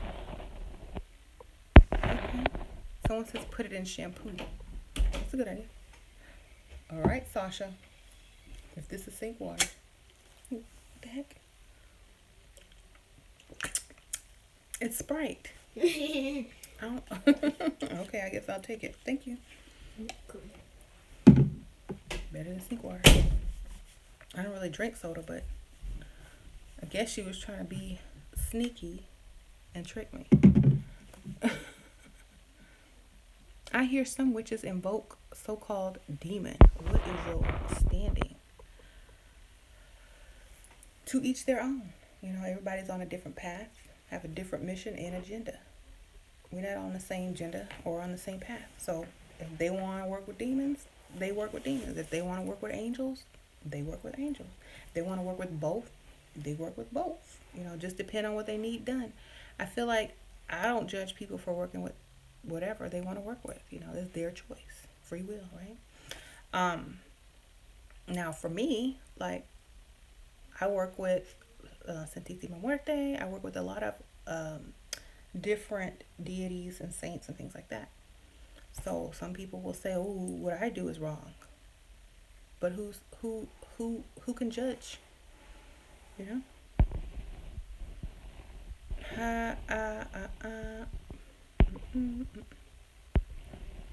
Do you have a favorite movie about witches or magic? I have a lot of them, actually. Around Halloween is when they start showing all of those movies free on demand. And then I like Practical Magic because of the I just like how it's really not as stereotypical. I don't know. I like Eve's Bayou. I like The Craft. That's a classic, but you know, it's more fantasy. But a lot of the old 80s movies are really good. Like, y'all gonna laugh at me, but the Ghoulies, the Ghoulies one, the first Ghoulies. There's this man, he was like a dark magician. He had like this basement and he had all these things to do rituals with. And it was like a real setup. And he was doing magic and like using occult stuff, you know, real occult knowledge.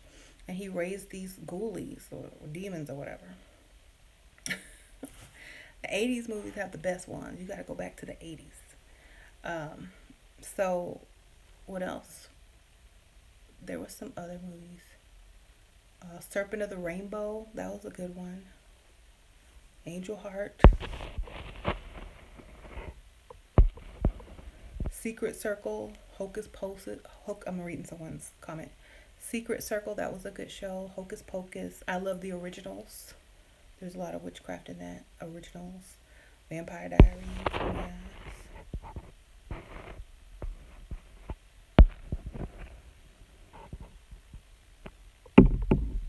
Any healing spells to prevent ovarian cysts? Ovarian cysts. Dark energy method. Dark energy healing method. I have it on my playlist of videos under dark energy. That's how I would do it. Mentally. Okay. And also, if you take spironilla, somebody says milk thistle. If you take spirulina, it also prevents cancer. So it's like you can take it in a tablet form, and you can get it in the vitamin section. And it's like a green pill. It's like a green algae pill, and it prevents cancer. Probably prevents cysts too. I don't know. But someone also said milk thistle, and then use the dark energy healing method as well.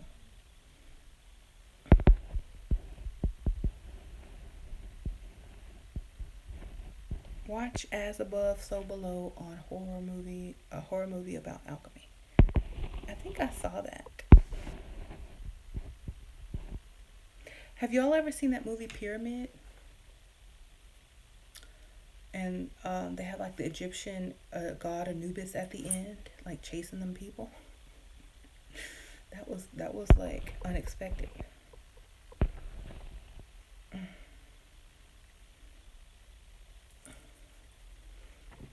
Do you have any cool money spells? You do it in a bank parking lot in your car. Some people say get the dirt out of a bank's flower bed or yard, grass area. Get that dirt and you can use it for money spells at home.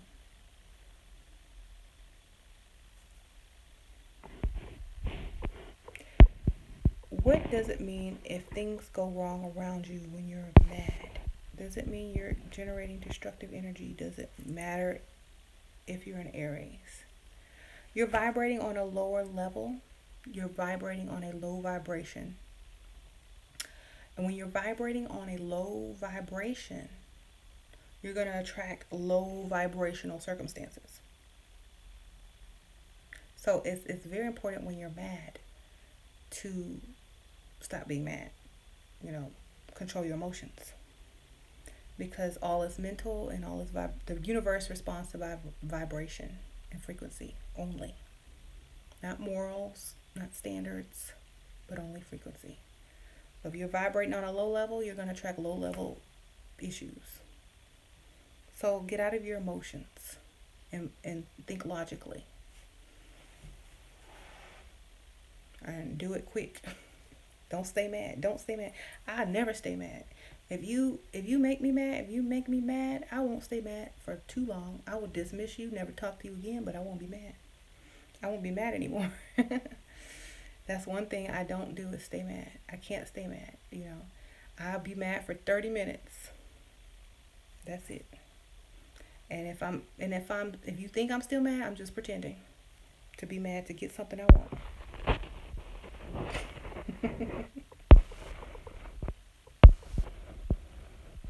Someone says it's easy to get out of your anger when you have money.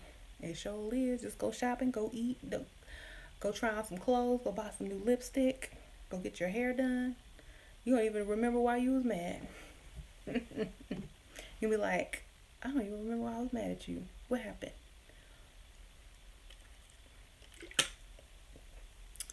Man, Sasha brought me Sprite. Okay.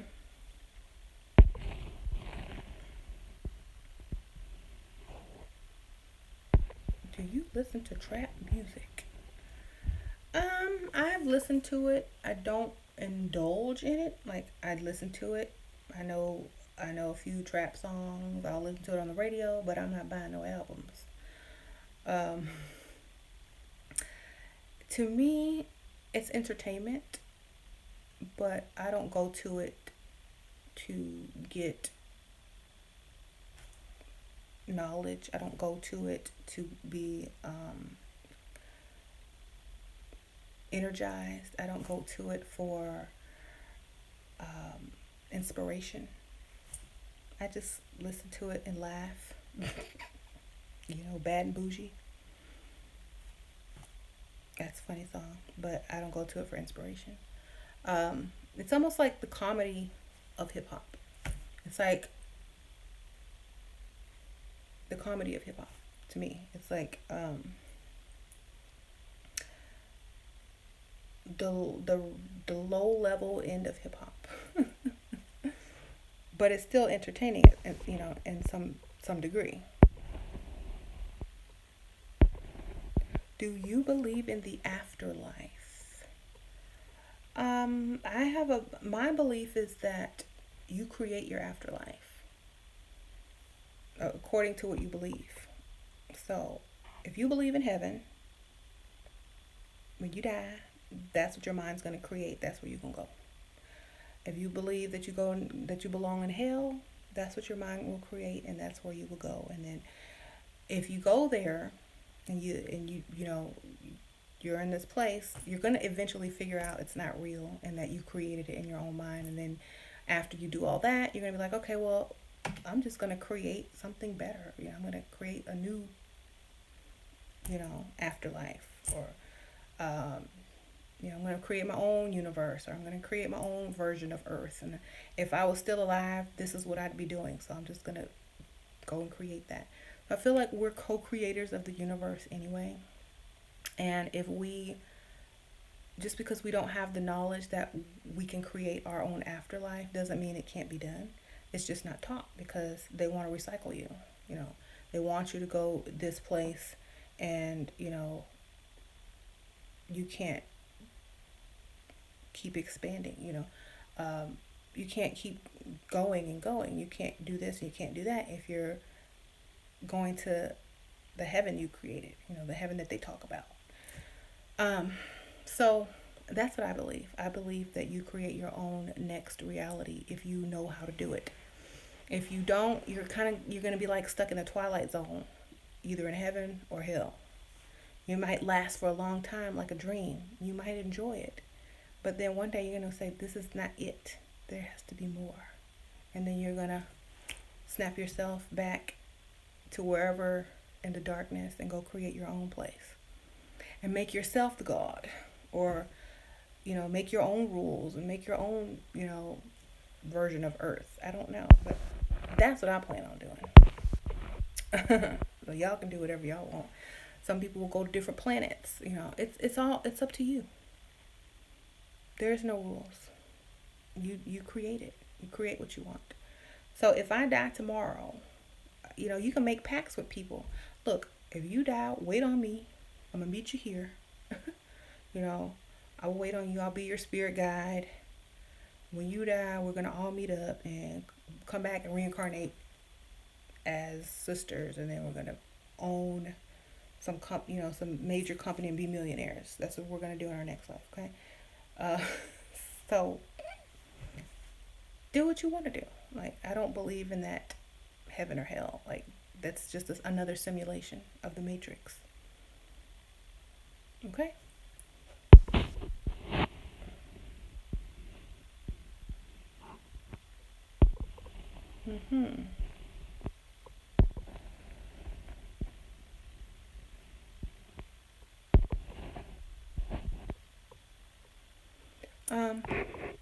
Yeah.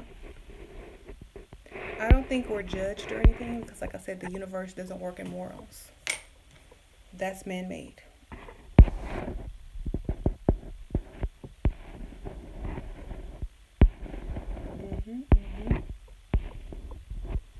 Okay.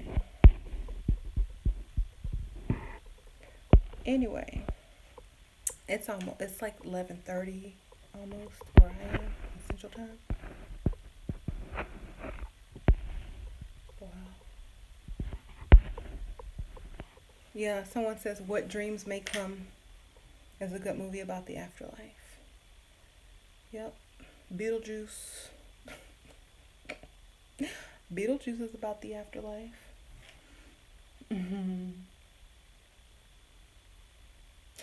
I started writing a book, but I need to do more research before I write this book. Which is why I'm starting to read a lot of different books.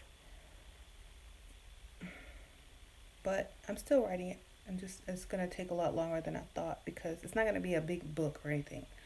But I'm taking my time on it because I don't want to just throw it out just to throw out a book. You know what I'm saying? I got to be happy with it. It has to make sense to a lot more people, so I'll have to approach it in a different way.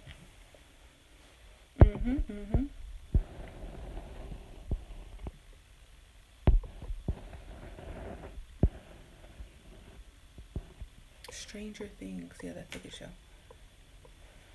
Um.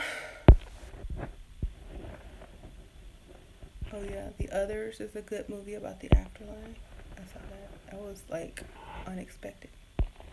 Oh, The Sixth Sense. Um. Someone asked me what book I recommend for alchemy. The Complete Idiot's Guide to Alchemy. The Complete Idiot's Guide to Alchemy is the best book to get. Okay. I'm writing one. It's called From Beyond the Grave. Oh, that's a good title for a book. From Beyond the Grave.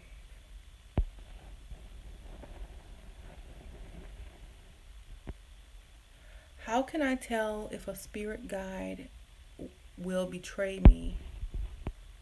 Are there signs that I shouldn't trust?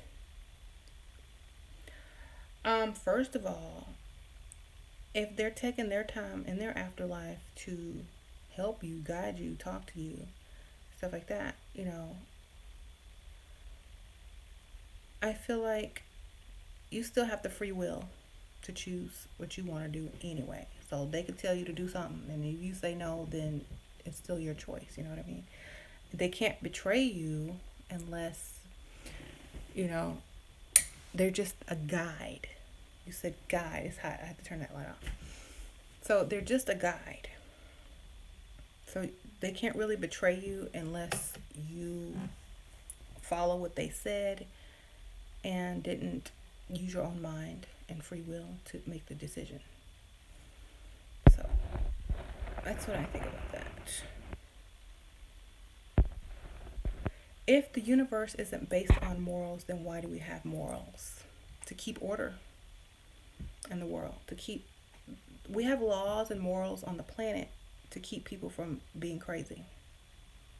Okay, that's why we have jails and laws, and to keep people from destroying each other. But if you're acting out of your own free will in a spiritual way, that's not really hurting anybody, like physically, it just could be more emotionally than, or something like that. The universe does not respond to morals. That's why a lot of people get away with murder. Because they didn't feel guilty about it. They were like, look, you don't need to be here no more. I gotta get rid of you, and I don't feel guilty about it. So I'm not gonna attract the punishment to me. And they just kill in cold blood, never get caught. You keep living. Go get a Starbucks coffee right after. Go home and watch TV. No big deal. Because the universe doesn't work with morals. But if they're a killer and they're scared, they're gonna get caught because they've been watching forensic files and they're vibrating in a frequency of getting caught. That's when they get caught.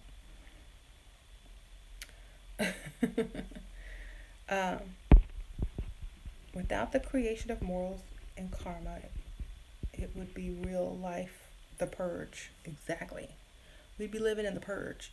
So I know a lot of people say, well, why don't they give you this knowledge? Why don't they tell you this? That's exactly why they don't tell you that, because everybody would be living like the purge. That's why the knowledge is only for those who seek it out and are responsible enough to use it in the correct way, So, if everyone knew this and truly believed it, imagine how bad the world would be. That's why it's like called hidden knowledge. Because if everybody knew it and practiced it, we would be living in a chaotic world. And like, I'm going to kill you because the universe don't work on morals and you need to die. Dang. Don't kill me. That's when you got to get smart. Okay, kill me. I'm coming back to get you as a ghost. I'm going to haunt you.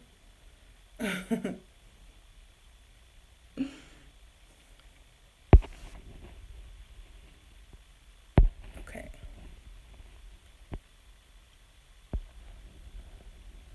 Yes. Okay. What are spirit guides compared to guardian angels?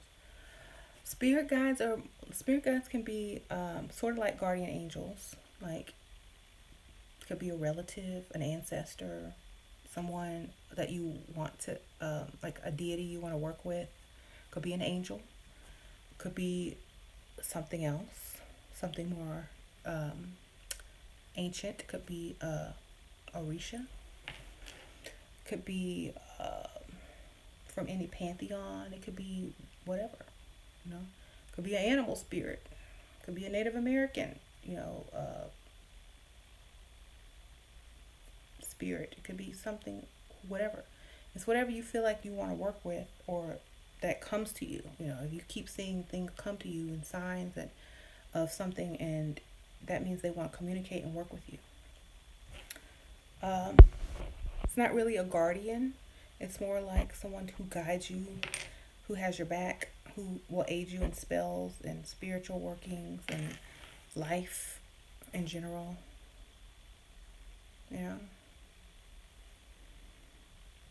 You can have one or many. Thank you. Thank you, Enrique. Enrique likes my glasses.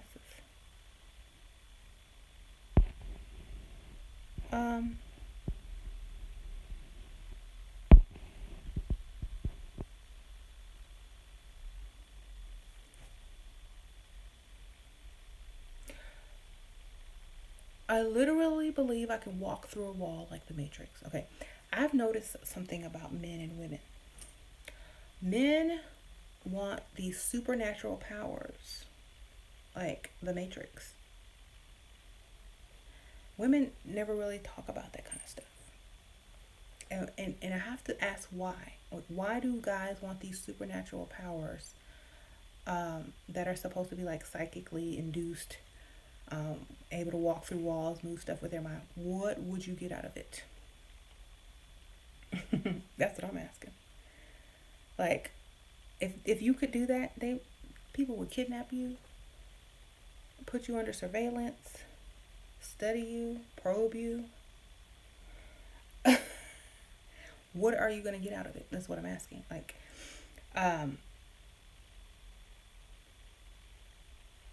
it's funny, men seek power and women want love.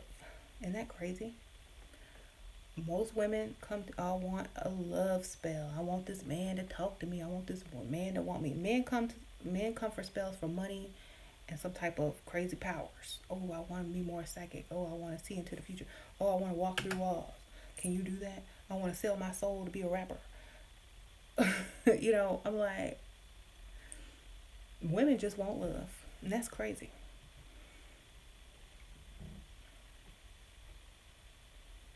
No, two men have come to me for love spells.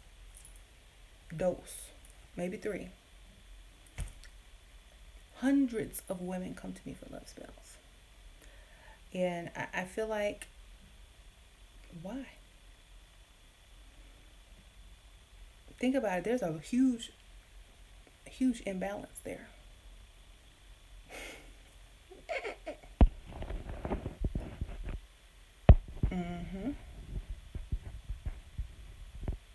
Somebody said it's magic, not magic. It's magic with the K. If you're talking about a certain type of magic. Magic with the C is illusions and the stuff that magicians do on a stage. If you put the K on the magic, they know you're talking about occult magic, okay? Not pull a rabbit out the hat. Okay?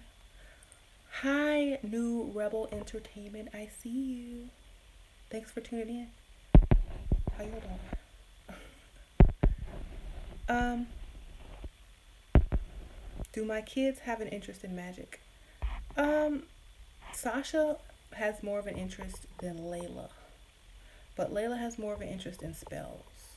Like, the organization she likes. I don't know. They're not really into it, but they know about it. They're knowledgeable about it. They grew up in it, so they're, it's just like something that your mom does in that room back there, and it's just normal to them. So, they were born into it. They solve some of their problems with it.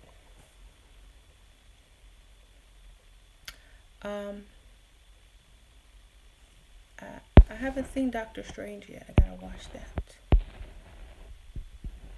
So yeah, magic is what I said, science that has not been proven yet. And one day, a lot of the stuff we think is paranormal is gonna be proven. Like we're gonna know what ghosts are. We're gonna know what that stuff is out of the side of our eye. We're gonna know what that black shadow was. We're gonna know what those light orbs are. We're gonna know. It's just gonna be science. It's gonna be in a science book, and we're gonna be like, when you are filming and you see a white orb, this means the subparticles of the 10th dimension is at a temperature of 6.2 degrees. No. Then it's not even going to be interesting anymore. Like, oh my God, it's just cold on the other side. It's snowing and we saw a snowflake. God darn. I wished it was still a ghost. I remember the days when those orbs was ghosts. You know, so hopefully they'll still be ghosts when scientists when scientists are able to tell us what this stuff is, because they only work with proof while we work with, metaphysics and, what we think and what we learn from the past and the ancients and alchemy and astrology and paranormal and, stuff like that. But I'm sure it's going to merge eventually, and what we think is paranormal today will be science tomorrow. The first step is that they're making these tools, measuring in meters, to measure the paranormal activity, that's the first step towards it. Eventually they're going to figure it out. They're moving towards that, which is why it's very interesting to watch like those haunting and ghost shows and stuff like that. They come out with a new gadget every other month for ghost hunting, and I feel like eventually they're gonna invent something that's just gonna bring it all out in the open. It's gonna be crazy. And we were watching Ghostbusters earlier today. That's probably why I'm talking about this.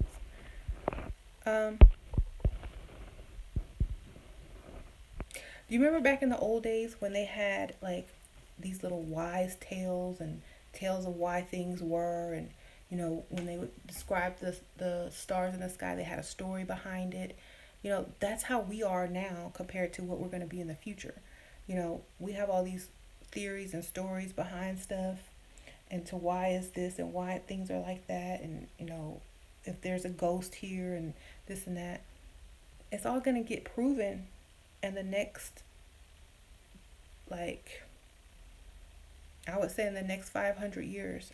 I predict in the next 500 years they're going to be able to prove what the paranormal are, the paranormal things that we think are ghosts and things like that.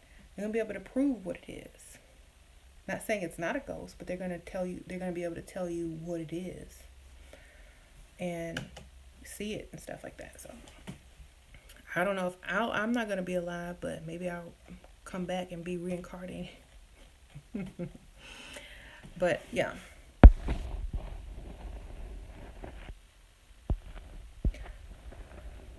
And they might already know. They're just not telling you.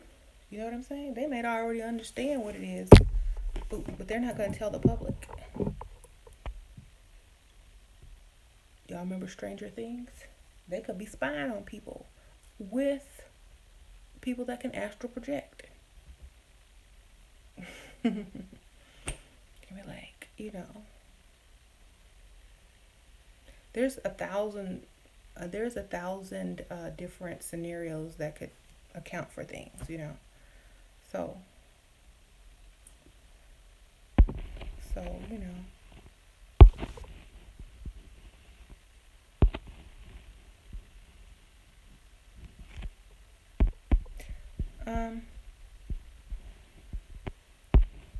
someone says explain Purple Rain. The movie? The Prince movie? Purple rain. Purple rain is your chakra here. It's your third eye. Purple rain. It's your third eye.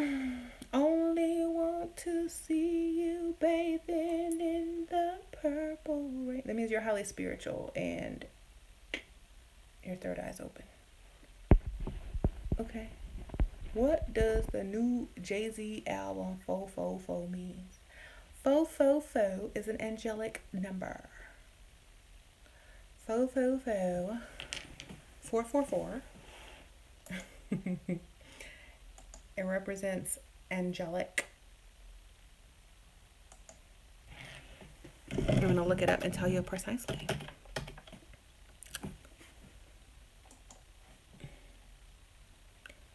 It means it's an angel number, inner wisdom. Angels are sending you to encourage you to continue to work hard to pursue your passions. 444 represents your rigorous goal seeking and applauds you for your drive. Dang, Jay-Z, you deep. So it encourages you to continue working hard and pursue your passions, and it represents your rigorous goal seeking, and it applauds you for your drive. Bam. That easy. Okay? I gotta get that new album. When did that come out?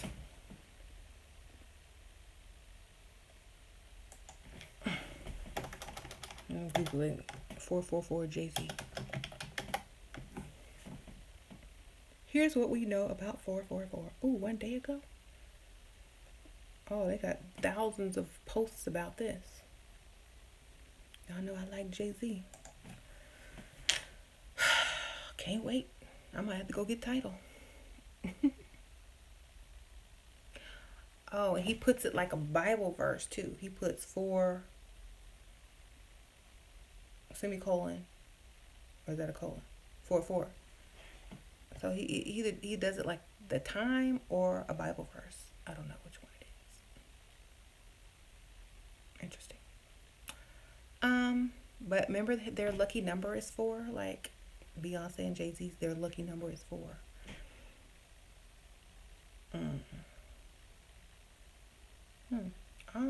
Oh, he's making his name like a Bible verse. He has J colon Z 4 colon 4. Like he's a biblical person. Interesting. I'm looking at this website. I'm getting ready to get this album as soon as it hits. I know it's gonna be good. I can't wait. Darn it. Now I'm mad. When does it come out? June 30th. What's today? The 23rd. Comes out in a week. I already did all my love spells for the night, and now it's I think it's after midnight, so it's almost after midnight, so I'm done. I do my stuff as soon as it gets dark, and then I'm done for the night. I gotta free myself up. But I'm doing them again on Sunday, so if you want one Sunday, I'll be doing them.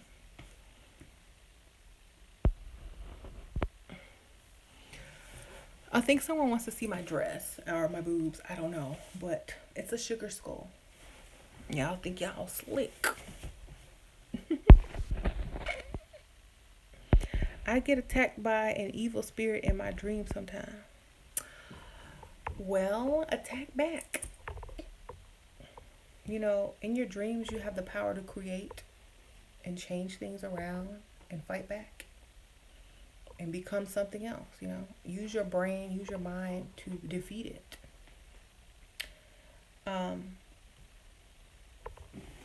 That's what I think. I haven't been attacked by anything because,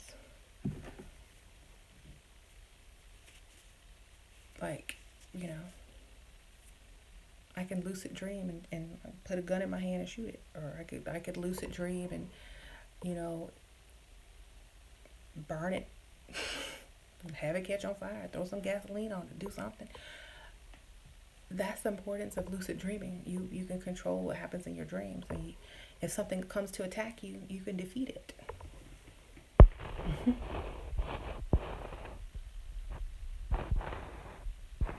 Do you have a spirit guide?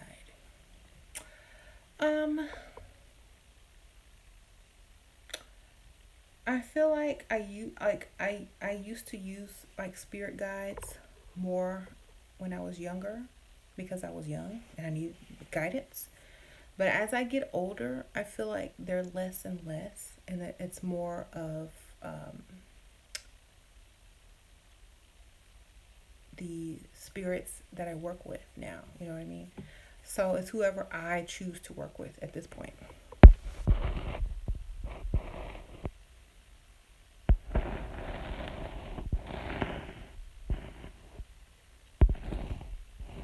Okay. Somebody asked if there's a spell to lose weight. If there was a spell to lose weight, I would be skinny. There's a spell for self-discipline and willpower, but you got to do the work. You know what I'm saying? There's a spell for beauty. There's a spell for self-love. There's a spell for willpower.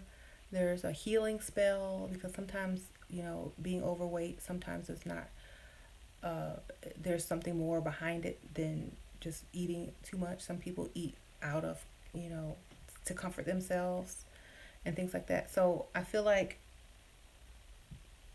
if you want to lose weight, you got to, and you want to use magic with it, just do willpower spells to make your will strong, to resist the bad foods, or eat less or something like that, or go, you know, to the gym or something like that. So that's the only, you can't just do a spell and say abracadabra make me skinny and still eat McDonald's. I wish it worked that way. I wish that every day. I said, if I get to go create my own universe, I'm gonna make all the fattening food healthy and make you skinny. Ice cream is diet food in my universe when I go create it.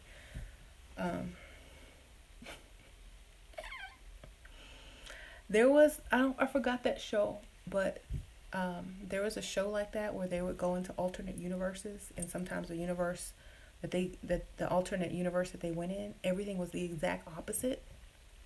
It looked the same, but everything was the opposite. Like, you would see people eating ice cream like it was like, oh, I'm so fat, I gotta eat ice cream today. I wish I could eat salad, you know. And the red light meant go, and the green light meant stop. So I'm like, okay.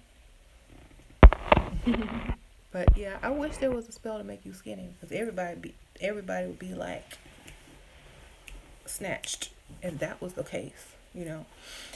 Somebody asked me, is there a spell to make your butt big? Boob big. Somebody wants a spell to make their penis large. You know, it's called plastic surgery. It's called exercise. No, it's a money spell. You can save up to go get you some implants.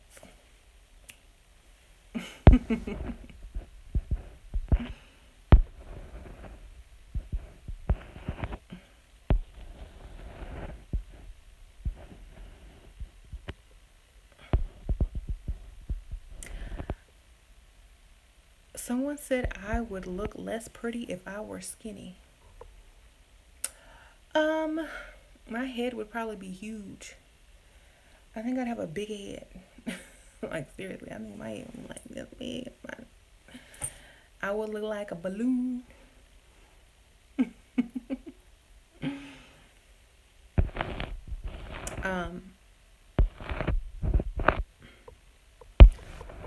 If weight bothers you, like, my weight don't bother me.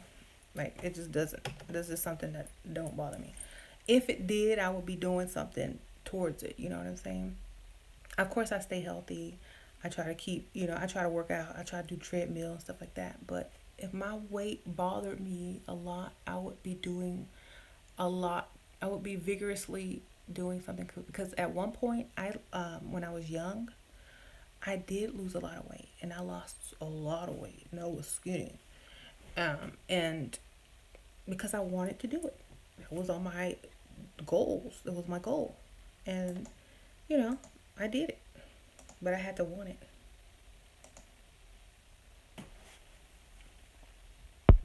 The weight never bothered me anyway. Let it go, let it go.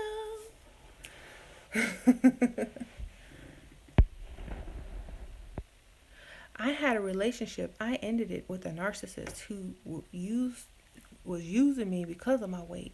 Broke my heart, honestly. Let me tell you something about people that, if you're in a relationship and you know you're being used, that's your fault for letting yourself be used. People look for easy victims, and they look for victims.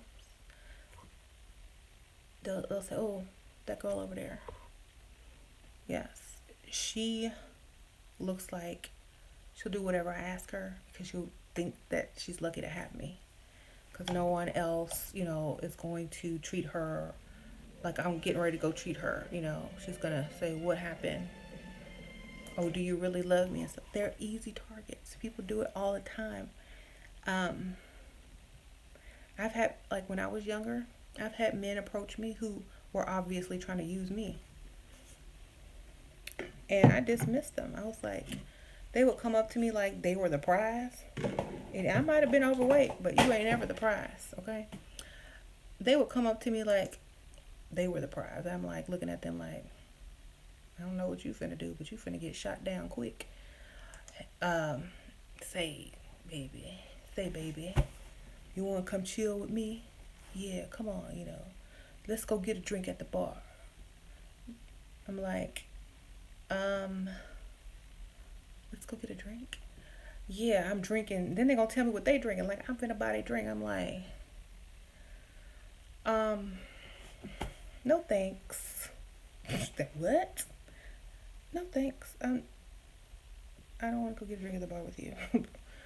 Oh, okay. It's like that. Oh, well, you ain't all that anyways, and blah, blah, blah, blah, blah. I'm like, well, why did you approach me if I wasn't all that anyways? You know what I'm saying? You ain't finna come up here and get free drinks out of me. I'm not your mama. So, you gotta check people, If they're using you and they're using it and you continue to allow it, then it's not really their fault anymore once you realize it,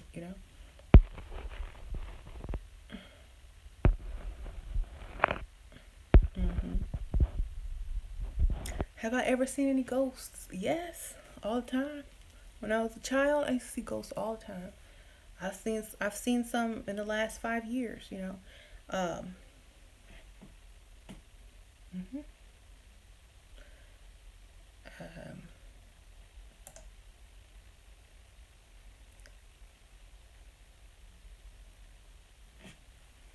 yeah.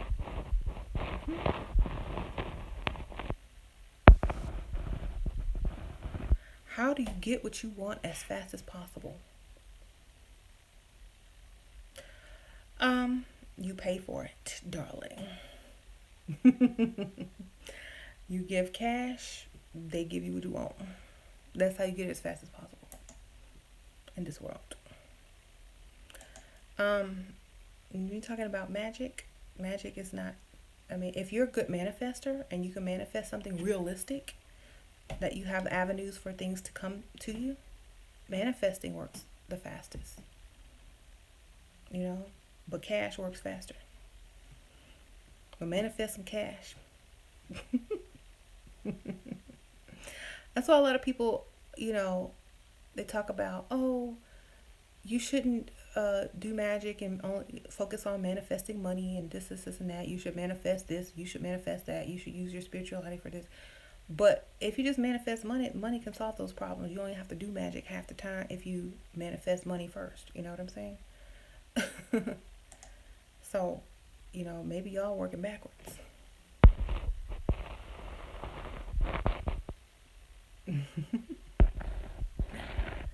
um, I don't know who it is, but there's this troll that always comes on. I don't know if they're really a troll or not, or they just crazy. They might just be mental, but they always coming on my videos talking about they see spirits and ghosts and stuff behind me, and they try to give me like some psychic reading or something, and I'm just laughing because they are totally way off. And I'm just like, ooh, are you a psychic reader? Don't charge too much for those readings, you know. But I think it's funny how people will come on your videos and try to give you a psychic reading, talking about there's ghosts and stuff behind you and demons, and I'm like, yeah, I called them. Then they get scared. What? I know. I conjured them. Then they don't know what to say. Like, what? There's a ghost and an evil spirit and a demon behind you and blah blah. That's Jose. That's Jared.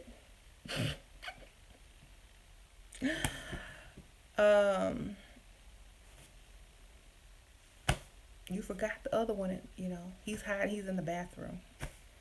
You know, I people will do that to you thinking they're scaring you, but then I scare them even worse and I tell them their names. It's so fun to troll.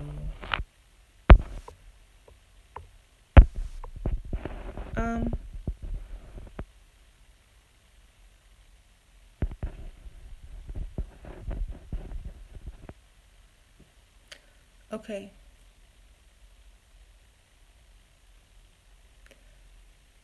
What did you say? I agree and believe the same thing. Wars have been waged. Men have stolen, raped, killed for the power. I ain't gonna finish reading that.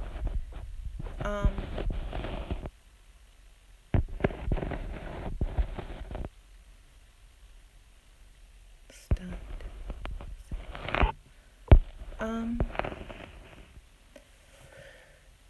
Someone asked me about Saint Germain. There's books that you can read. I haven't read about him. I've been meaning to research him. I think I briefly read about him, but I wouldn't really be of help right now because I don't remember. I'd have to revisit that, darling. I have these saint cards. Maybe he's in here. Or maybe I can look him up real quick, see what he's about.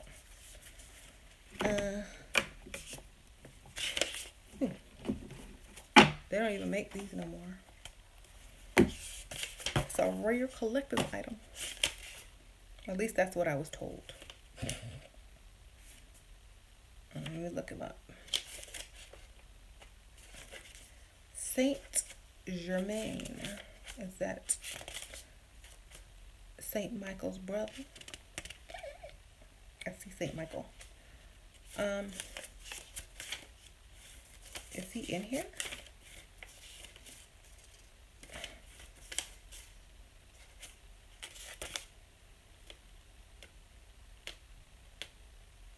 I don't see him in here. Did they leave him out?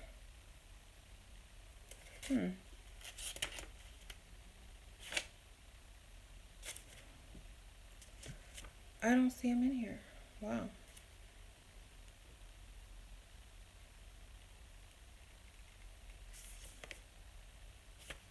He's not even in here. Is he a Santeria saint or an angel? Because he's not in here. Wow.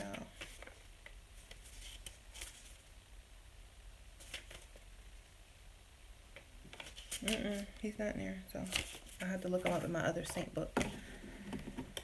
Or I can Google him. But if y'all know about it, y'all tell them. They want to know about Saint Germain. Someone says he's not part of Catholic religion. Okay, maybe that's not why. That's why he's not in there. Let me see. Is he like one of those new age dudes that have blonde hair that's telling people to love each other and live in light? Because I don't want to waste my time Googling.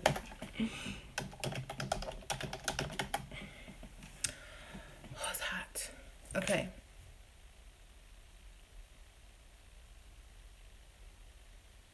It's a liquor too. It's a liquor. Saint Germain liquor. Saint Germain, master of the violet flame and spiritual alchemist. The seventh ray. Oh, this is some love and light crap. I don't do this stuff. This is like by Felicia to me. But I can learn still from it. Let me read it. The seat of the soul chakra, gifts of the Holy Spirit, prophecy and working miracles. So if you work with Saint Germain, the gift of prophecy and working of miracles.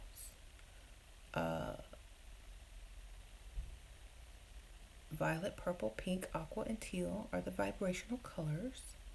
Amethyst, diamond, and aquamarine are the gemstone. Quality is freedom, alchemy, justice, diplomacy, and transmutation. The day is Saturday. Saturn's day.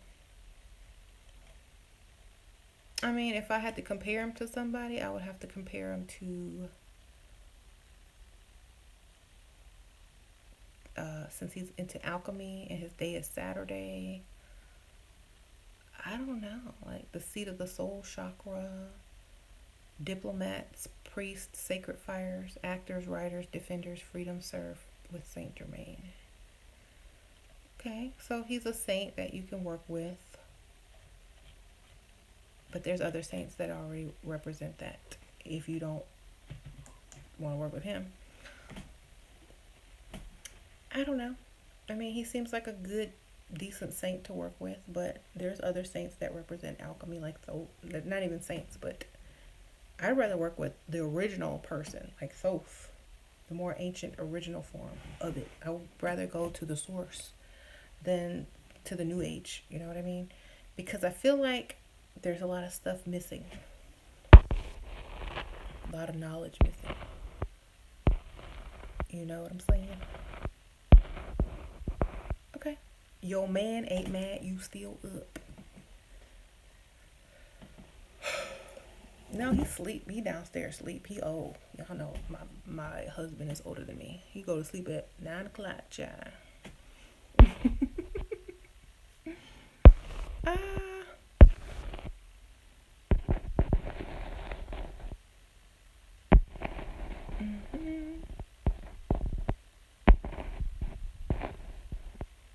Let me read. Anyway, it's like midnight, and I do need to go because it's the weekend. I need to go watch a movie or something.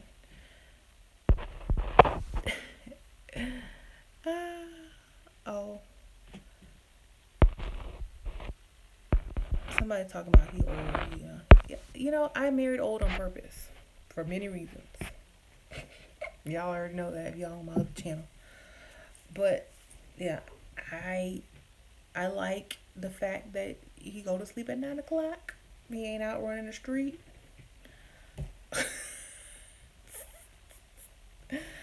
Got a career, financially stable.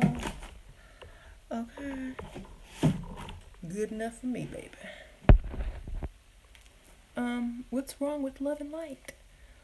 Oh, nothing is wrong with it. I just it seems a little bit too nice for me. Like even when I was new into doing and learning all this, it just felt phony to me. Like didn't feel real to me. It just didn't feel authentic to me. So I was just going by what I felt. I just felt like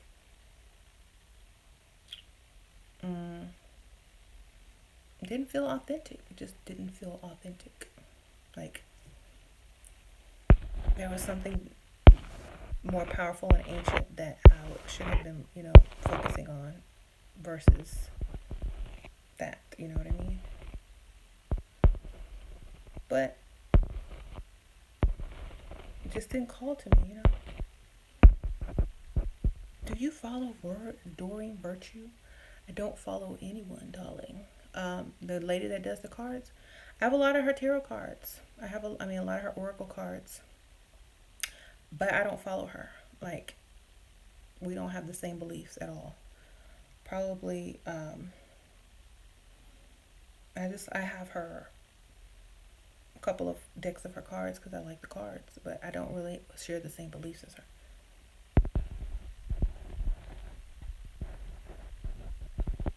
So,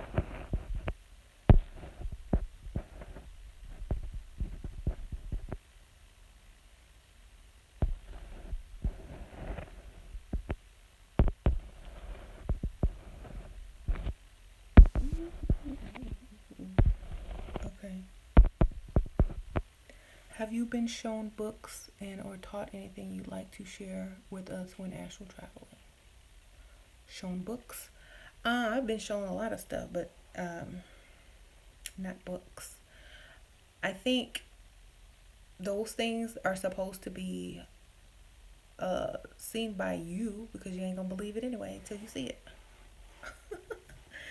But I've seen lots of cool stuff that that I feel like a lot of people have also experienced and seen who do astral travel as well. And that's why it's so weird. And I never read about it until after I experienced it because I was wondering if other people had too.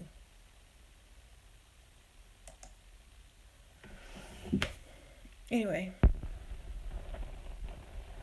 any advice for people having a hard time astral traveling? Stop trying so hard. Stop trying so hard. Try mugwort. Burn it on a charcoal in your room before you go to sleep.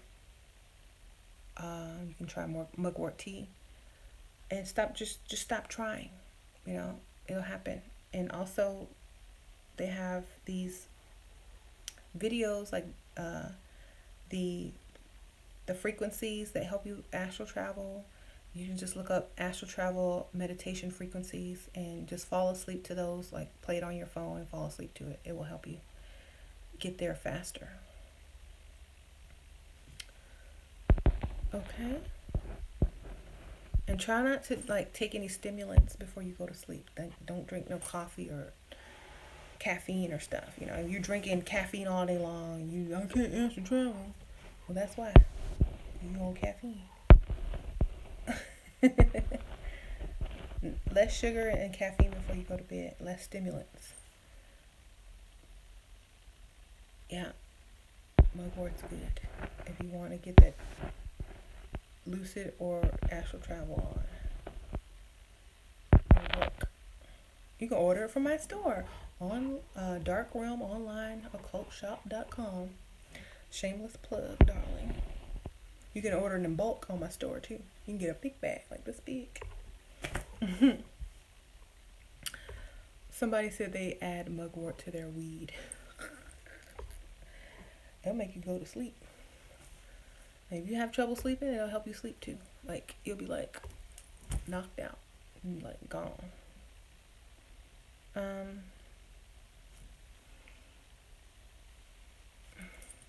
Do you have sisters? Yep, I got an older sister. She's 8 years older than me.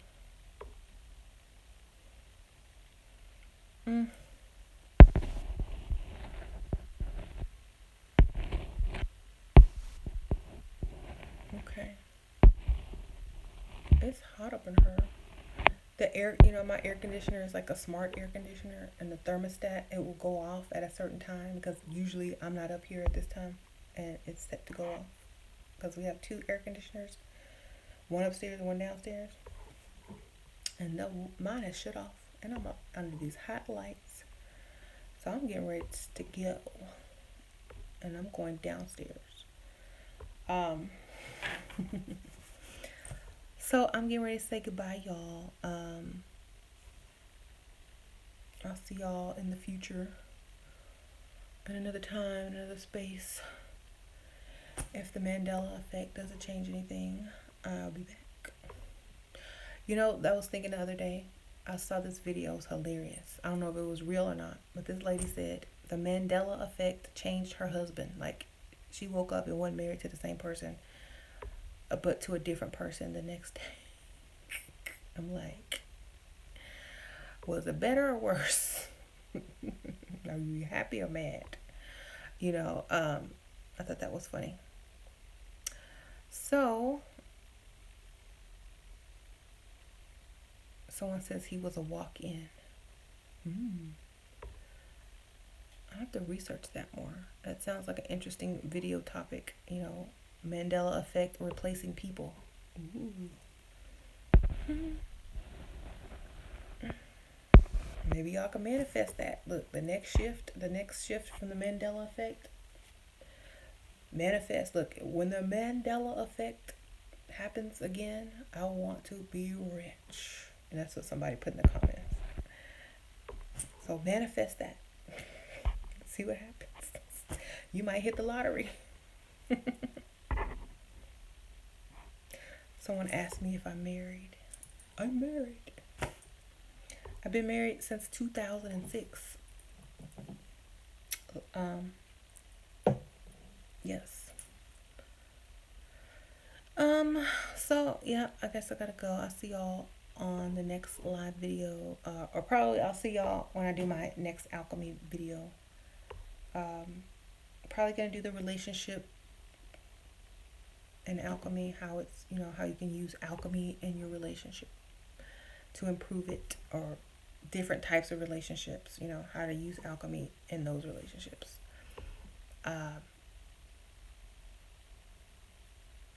Because a lot of people really mess up relationships by doing certain things wrong, and they don't even know it, you know. So maybe this will help some people. Yay.